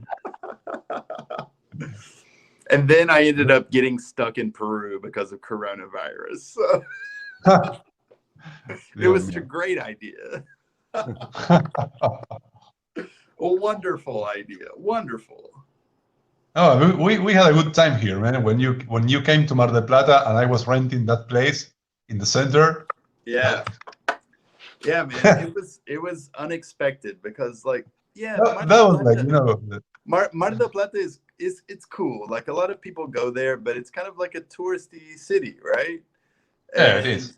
and normally like in those kind of cities, like I don't necessarily have like a really cool experience in those cities, Sure, yeah. I but hadn't that thought it that way. yeah, but that was like a perfect example of how like you can go to the most touristy places and you can still have like these unique and really fun experiences that and yeah, Yeah, man, because it like depends on, you know, who you meet, and the, you know, people you exactly. meet end up being the experience itself. Yeah. And like Pedro and I, we were talking about how a lot of people don't want to come to the United States because of the same reason. Because it's just so cliche. It's like, oh, United States, oh, that's boring, you know? It's like everybody goes there. But you can have like really, really cool experiences here if you know where to look and if you keep like an open mind and you do your traveling right. So I know. Yeah. yeah, you just got to go to Kentucky. You got to go to West Virginia. West Virginia, man. I like West Virginia. No, I would really like to make a road trip. We have talked a lot with Erika, with my girlfriend. We have talked a lot about going to making like a road trip in California or somewhere in the US. Yeah, I think it's a good idea. Yeah. Pedro, did we lose you, man? Yeah, I think we missed Pedro. Perdimos. You know what? Fuck that guy, man. Yo! Sorry. Oh, fuck you, Pedro. You fucking disappeared, man. You're out, bro. This is not you anymore. You're gone. No, I went to have a piss, and I have to say that I'm pretty high, man. Yeah. Well, maybe you should go to bed, man. It's getting really late for you. No. What the fuck? What the fuck you think you're talking to? No. Oh my god! But yeah. Well, just I should say that I drank 2 bottles of wine by now. You drank 2 bottles of wine? Yes. I've drunk almost a bottle of wine, and then I've drunk 2 of those Trulies, 2 of these right here. Yeah. It's a different ball game, bro. It's a different ball game here in the United States, baby. Look, you can see him very, very, very, very far away. Yeah, Juan Pablo has just disappeared completely. So I'm going to get a glass of water and a whiskey, and then. And a whiskey? Yeah, why not? You're getting what kind of wait? Hang on. First off, I'm interested in what kind of whiskey you're drinking. It's going to be like a JB, Justin Brooks. So Scotch. Probably. In Portugal, for us whiskey, it's going to be a JB or a Catisarc or something like that. See, I'm from Kentucky, man, and we have bourbon whiskey, and that's okay. That's me, I'll be right back. All right. Where was he going? He's getting a whiskey now. Cool. I have actually Kentucky whiskey here. Which one do you have? I have the one I bought there with you, man.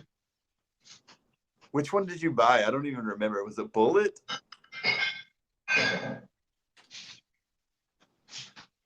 We bought this bottle, man. Oh, Wild Turkey, of course. Yes. Yeah. Still has like these fingers. Yes. Oh man. Oh God, dude. I'm making it last. But one thing that kills me here is like I'm working at this restaurant and at the bar, and they have like almost no bourbon, and it's like it fucking kills me, bro. It fucking kills me. Oh, you got Irish whiskey too. Yeah, Irish whiskey. Okay. Yeah, man. Yeah, we're on a break right now, so I'm gonna go take a piss. So what is this video for? He's like publishing it or what? Well, I mean, Pedro, he is very similar to you. He writes. He's written a couple of books, and yeah, I don't know. He started doing this thing where he like interviews people and like travelers and stuff like that. And I don't know. It was just funny. It was very spontaneous because he was like, we were talking about you, and I told him, I was like, yeah, my friend is like sending me a message, so I need to go like talk to him. And he was like, oh, dude, like invite him. And I was like, all right, fuck it. I'll send him the link. So yeah. Cool. So here we are. Yeah, so here we are now. So I'm taking a piss right now. So you have to edit this, Pedro. You have to edit this. I will not edit that out unless you really want to. Like, who gives a shit? No. I have a reputation. I'm a good boy, man. I'm a good person, man. I have a show that is kind of picking up a little bit in Portugal. Yeah. So yeah, I realized I realized it's like 6 years ago, but I only put it in practice 3 years ago. The best stories that people have are travel stories. Are terrible stories? travel stories. Oh, travel stories. Yeah. So I was like, Well, of what course. what if there was a channel on YouTube where people would tell like really cool travel stories, Yeah. and this was a niche that didn't exist at all in Portugal. And then I created it. I will show you like the first 3 minutes of a story. Okay. Okay. Let's see if I can do this. Share screen. Okay. Audio two.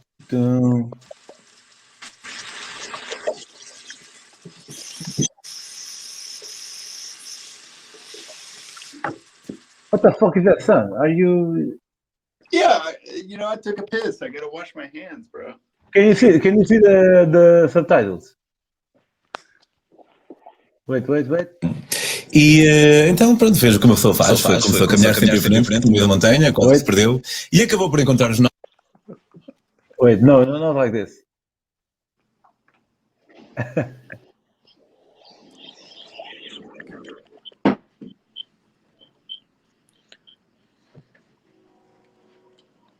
Okay, look at the subtitles. This guy wasn't. Bem-vindos a mais um episódio do Tempo Falso Omelete. Hoje temos aqui o Diogo connosco. O Diogo tinha um sonho ou um desejo que era aquele de encontrar uma tribo de nómadas no Irão. E então, pronto, fez o que uma pessoa faz. Foi como se caminhar sempre em frente, no meio da montanha, quase se perdeu. E acabou. Fuck it, I called it. Fuck it, I made a mistake. Fuck this. Fuck this forever.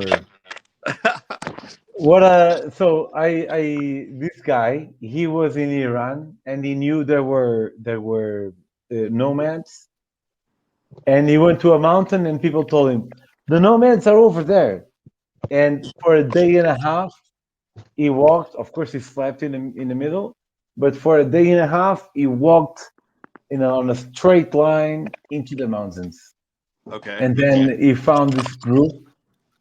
And eventually turns out they were the PKK. PKK is a terrorist group of Turkey. That's a Pashtun hat. Yeah. It's a Pashtun.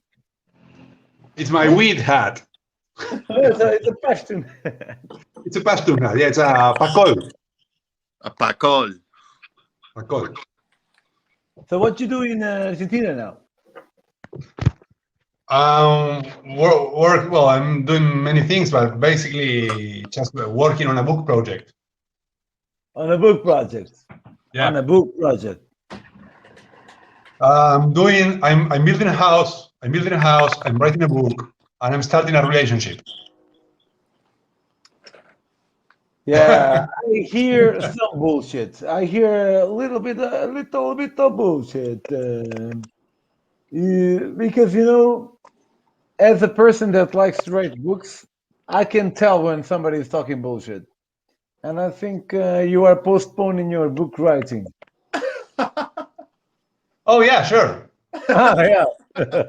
Oh yeah, I did. That's the reason why you do things, to postpone writing a book. Yeah. So your book is going to be a travel book, but is it going to be autobiographical or a novel? No, it's not a novel. It's a travel chronicle. Autobiographical. It's the Africa book, man. The Africa book. Yep.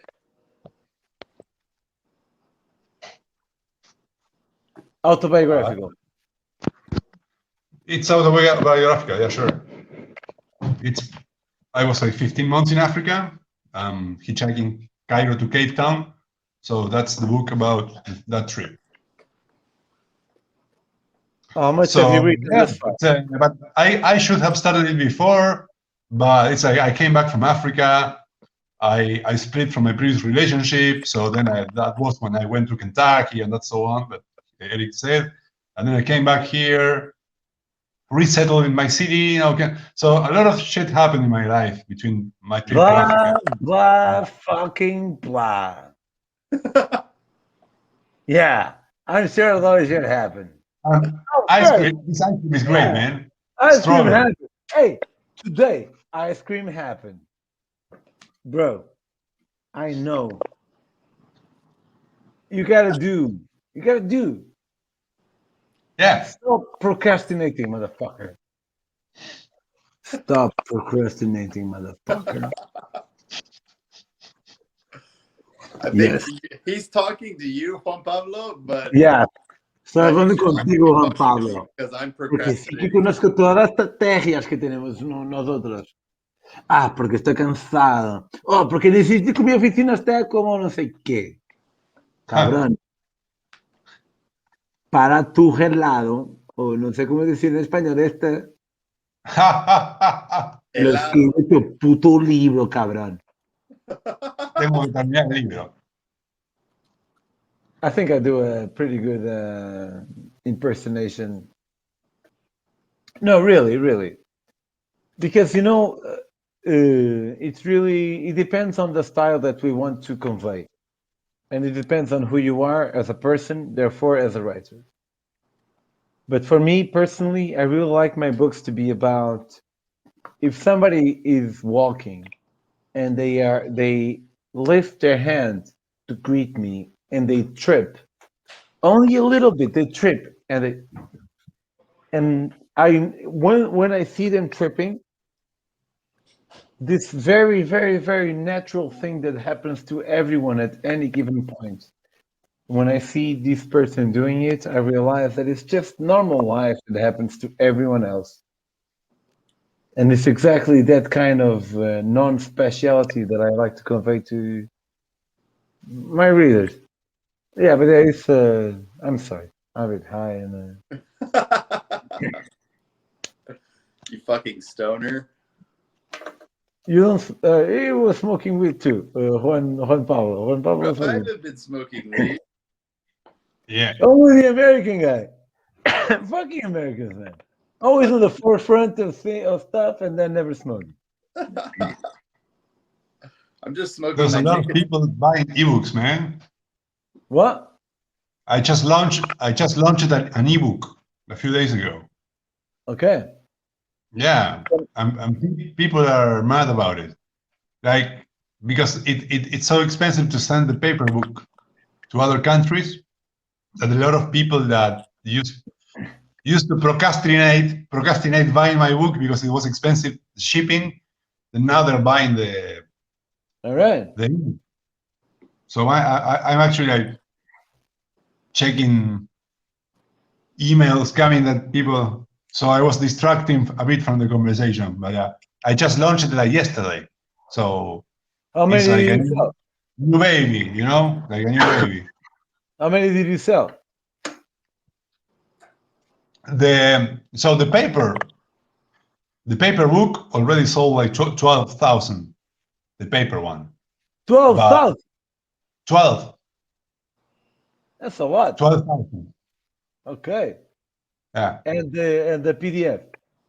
No, like the paper one. That's the paper one. I know. And the PDF. How many? No, the ebook is maybe like around 100 because it launched yesterday. Good for you, man. That's good, man. That's good. Congratulations. Yeah. Eating ice cream with a Pashtun hat, realizing that you are succeeding in life is, must be great, man. It's a celebration. You wait till I write my book, baby. El Eric de la Gente. Oh, see, I want to write the forwards, man. Yeah, I'll let you write it forward for sure. I have a formal claim on that honor. All right. Yes, there's no more appropriate person in this world that could write a forward for that book than Juan Pablo Villarino. I know the fucking backstage, man. You're probably gonna talk shit about me though. Yeah, I would say most likely.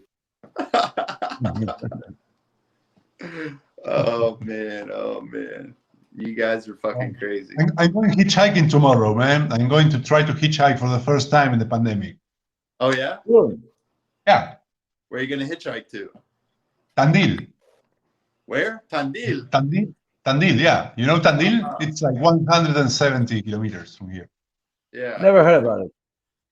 Yeah, that's a little I checked in the pandemic, but it doesn't count. I checked in Cabo Verde, but it doesn't really count because archipelago. And it was very, very fine. I haven't hitchhiked yet, man. I haven't hitchhiked yet in the pandemic. I've been road tripping. I've been taking my car, and I've been traveling around the United States a little bit. Yeah. But yeah, no hitchhiking yet. Maybe I should try it. I want to try. Yeah, I mean, I did a little trip to Brazil, but that was not hitchhiking. So I crossed the border since the pandemic began. So that was nice to cross the border again, but just by plane. So now I want to hitchhike on the road again, you know. And I got an invitation from Tandil from some friends. It's a crazy thing. It's like a group. I have a reader, and he's like the kind of the organizer of a Harley Davidson fan club or whatever here. So all the guys who own these big bikes, they travel together to come here and there. So they have a gathering in the Air Force field in Tandil. And they're gonna, I don't know, they're gonna go and explain shit about the airplanes, you know, the airplanes that fought in the Falkland Wars, you know, in the war against England in '82. Yeah. Well, the planes, the Argentinian planes, surviving. Malvinas.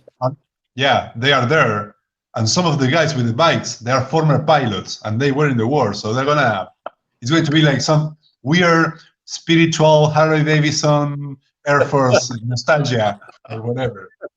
All right. Of course, I said yes. That's the kind of story that you want when you like writing. So I'm going, definitely. Yeah, you should. I remember, okay, so when I was in Mar del Plata, do you remember there were some people that hitchhiked to the cerveceada? So Juan Pablo does these events, Pedro, where you get together in a bar and you talk about traveling and you just drink beer. And I remember there were some people from Tandil that hitchhiked from there to Mar del Plata. Yeah. You remember well. Yeah, they had hitchhiked from Tandil to here. Is it the same people? No. These are kind of like, you know, very hipster, like rich guys who have big bikes. Gotcha. Yeah, more like a hipster thing. I got you. I wouldn't say redneck. I wouldn't say redneck. That would never be hipster. You wouldn't say redneck, but it said redneck. I will find out tomorrow. Yeah. Okay. All right. Cool. I don't know how it's gonna work, man. I don't know how it's gonna work. I'm gonna go with a fucking face mask to hitchhike, and I will have a sign. Probably I should, you know, make a sign here saying Tandil, and then when I was hitchhiking in Cabo Verde, I took a car where they were like, "Do you have a mask?" I was like, "Yeah," and I took my time to find it because I didn't know what it was, and they gave me a mask. And I was like, "Oh, nice." You hitchhiked in Cabo Verde in the pandemic? Yeah, but you know, apparently in a hotter temperature, the virus doesn't spread as fast. I'm not absolutely sure about this, but if you also take into account the fact that the virus is less transmitted, if you're not contagious, it's less likely that you transmit it, right? Okay. Do you agree with this? If you're less contagious, but this is a fact. If you're less contagious, it's less likely that you transmit it. If you are younger, it's less likely that you transmit it. What happens in Africa is that they have an inverted pyramid to Europe, for example. In Europe, we have the population is very old. In Africa, the population is very young. So there's less people that are very transmissionable, kind of. Yeah. I've heard this. I don't know if it's true. I'm not a scientist. I'm not an epidemiologist, but perhaps. No, I'm not like trying to portray a really weird science. It's it appears to be a fact that in hotter temperatures, the virus doesn't spread as fast. And it's also a fact that the virus doesn't spread as fast with non-contagious people. And younger people tend to be less contagious. And Africa is riddled by young people. Yeah. The average age, life expectancy in Africa is really low. So that makes sense.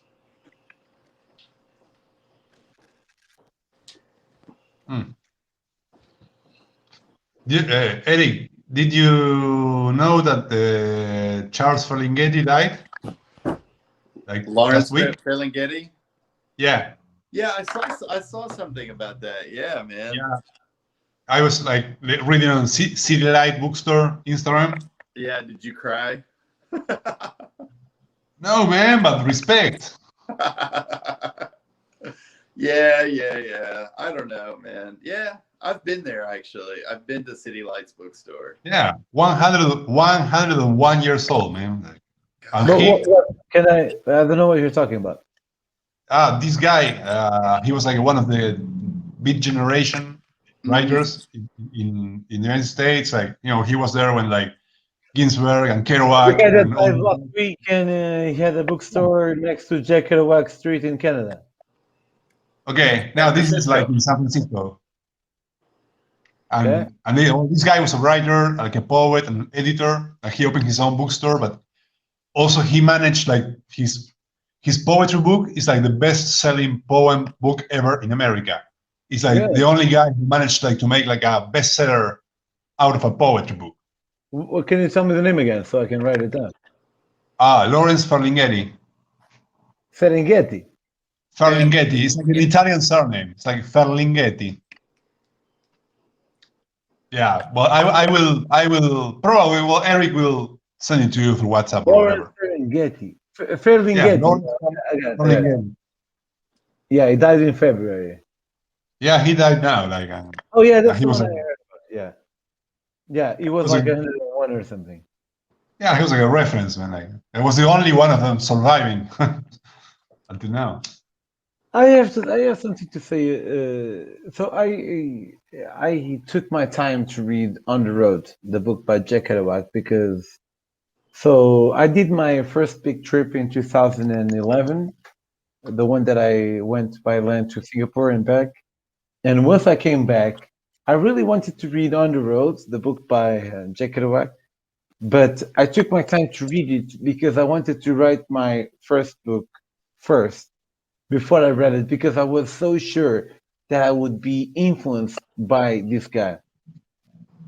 First, I realized that there's no problem in being influenced by someone. Second, I eventually read On the Road, and I think it's such a poor book. It's I wouldn't say it's a good book. I like other of his books rather than On the Road. I only read this book of Jack Kerouac. But I like the Dharma Bands. What do you think, Eric?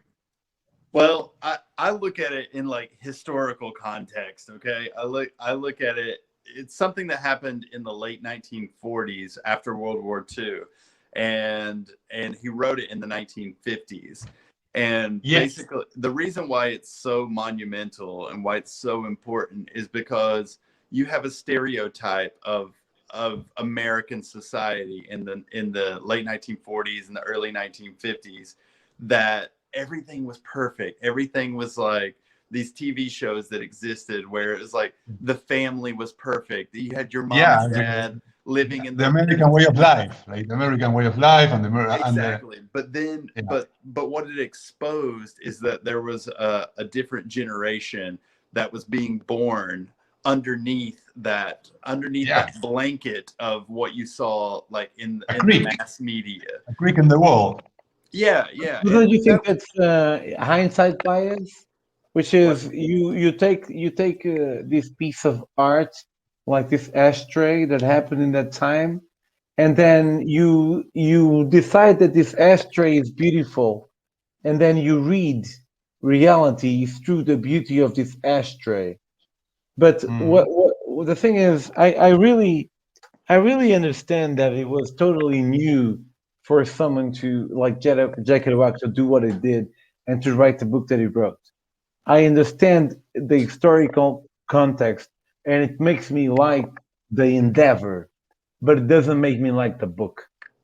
You know what I'm saying? Like, I respect whatever he did and however he felt, and I respect a few lines out of that book.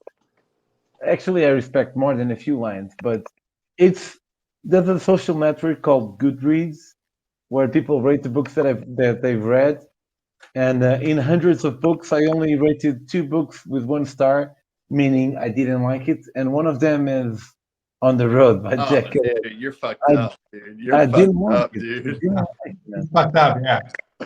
It's like, so okay.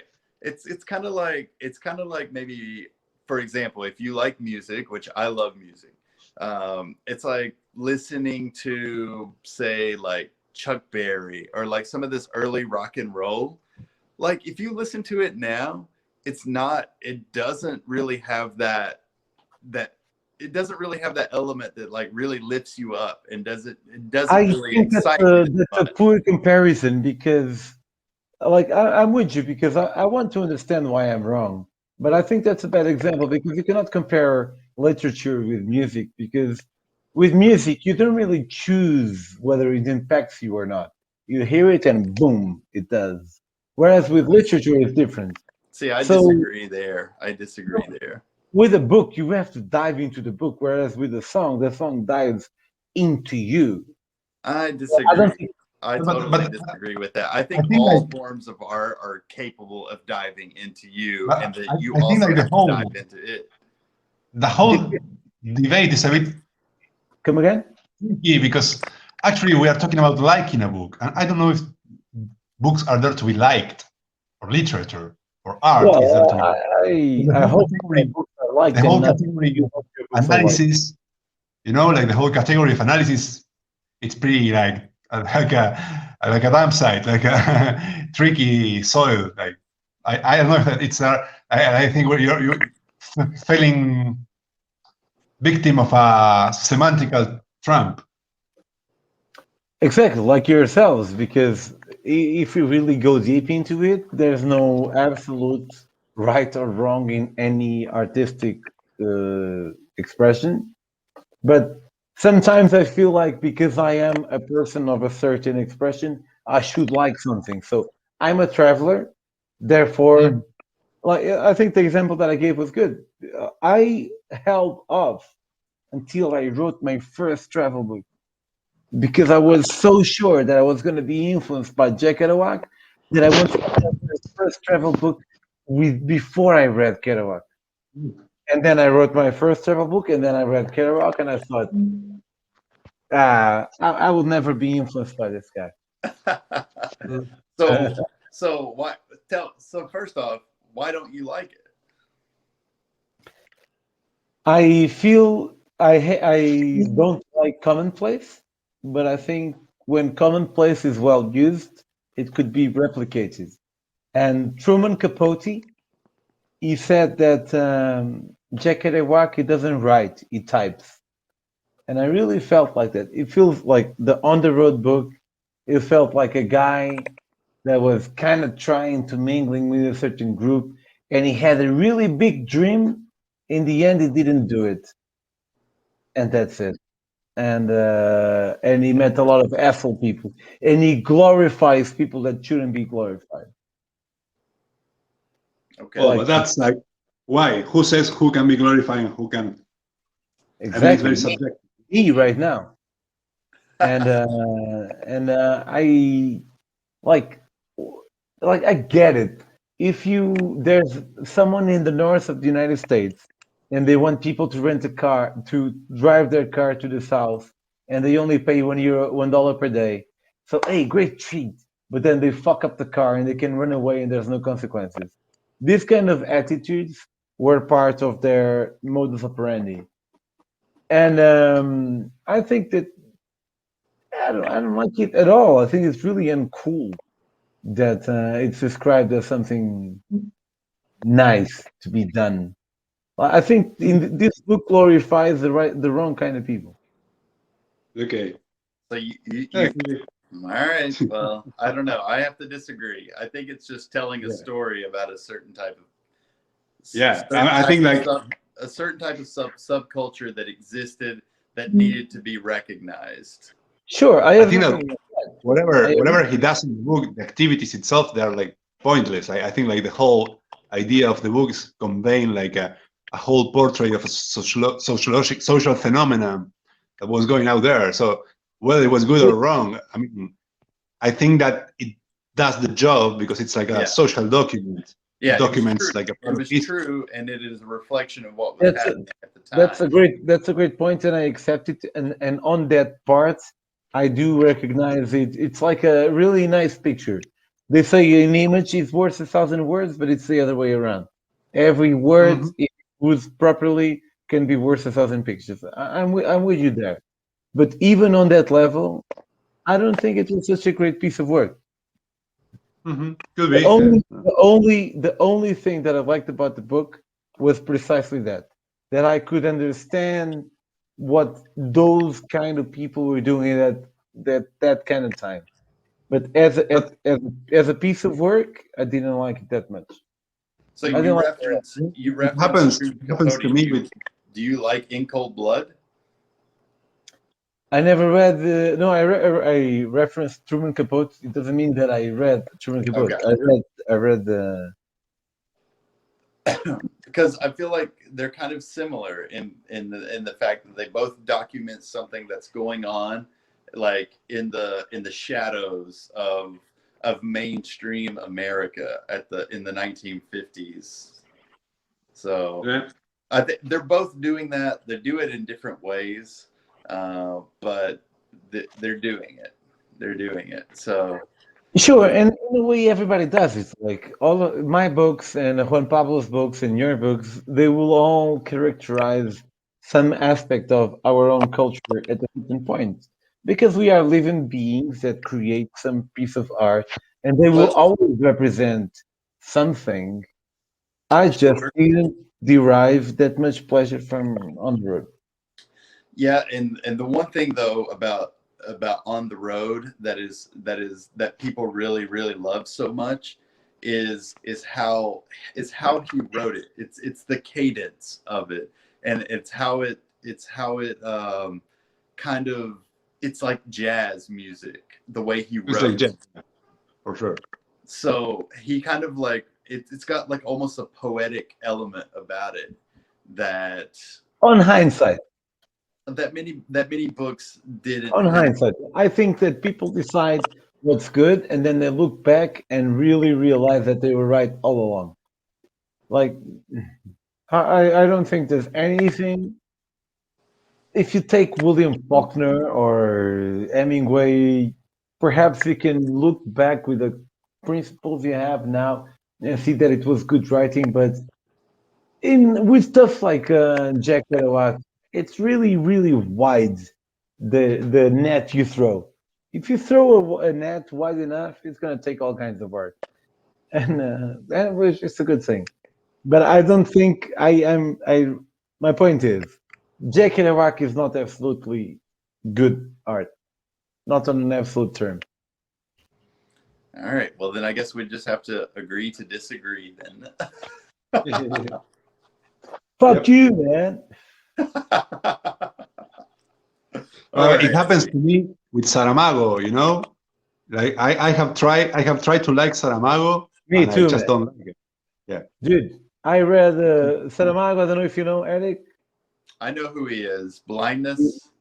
Yes, Portugal has 2 Nobel prizes. One of them is Egas Muniz, who invented the lobotomy. So you remove, yeah. So really old school. Nowadays we know that's not okay. Right. Like when people have injuries, one of the things that you know now is don't take away a part of the brain. But Egas Muniz, he was like, Egas Muniz was the guy. He was like, what if we take a part of the guy's brain? And I'm really curious to see how this happens.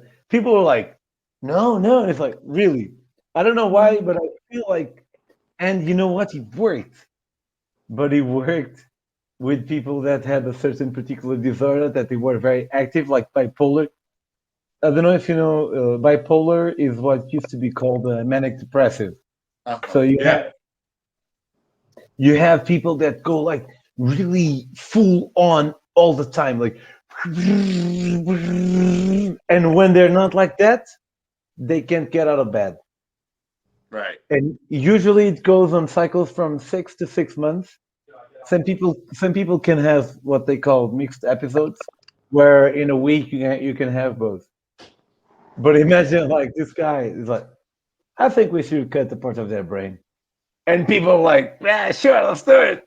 And people are like, yeah, let's give them the Nobel Prize. Fuck it.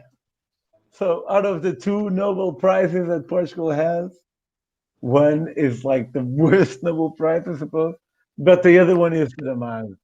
And I read the Elephant's Journey, and I was reading Blindness when I was in Cabo Verde, and I just don't like it. As I'm reading it, I'm thinking, art is bullshit. And I'm someone that lives from art because I'm a writer, but I really think it's very vague. It's very vague. We can all agree that jazz is nice, I think, from the 3 of us. But perhaps we only agree that jazz is nice because we were told that it's cool to like jazz. And we are from a certain background group that appreciates that. Otherwise, we would like something else. So I don't know. That's why, like I'm writing a novel, and I really want to finish this novel, and that's why I really want to write the novel that I want to write. And when people write or compose, write a book or compose a song or make a movie based on what other people are writing, it's really inglorious because they are forsaking their identity as an artist into something that they don't even know it's gonna work. It's not worth it. It's not fucking worth it. I'm sorry, I went a bit passionate here, but hey guys, I have to leave. yes, let's leave, man. We've been talking for 3 hours and 44 minutes. I will have Go on, man. Keep it up. I have to hitchhike very early. There's a limit to this stream for 4 hours. Hey, thank you for joining, Juan Pablo. Eric, this was amazing. I really enjoyed it, man. Let's be friends. It's been a pleasure. Yeah. Let's be friends. Yeah. Yep, sure. Be my friend. Yeah, let's do it, man. I want to be. I want to be a friend. Excellent. Yeah.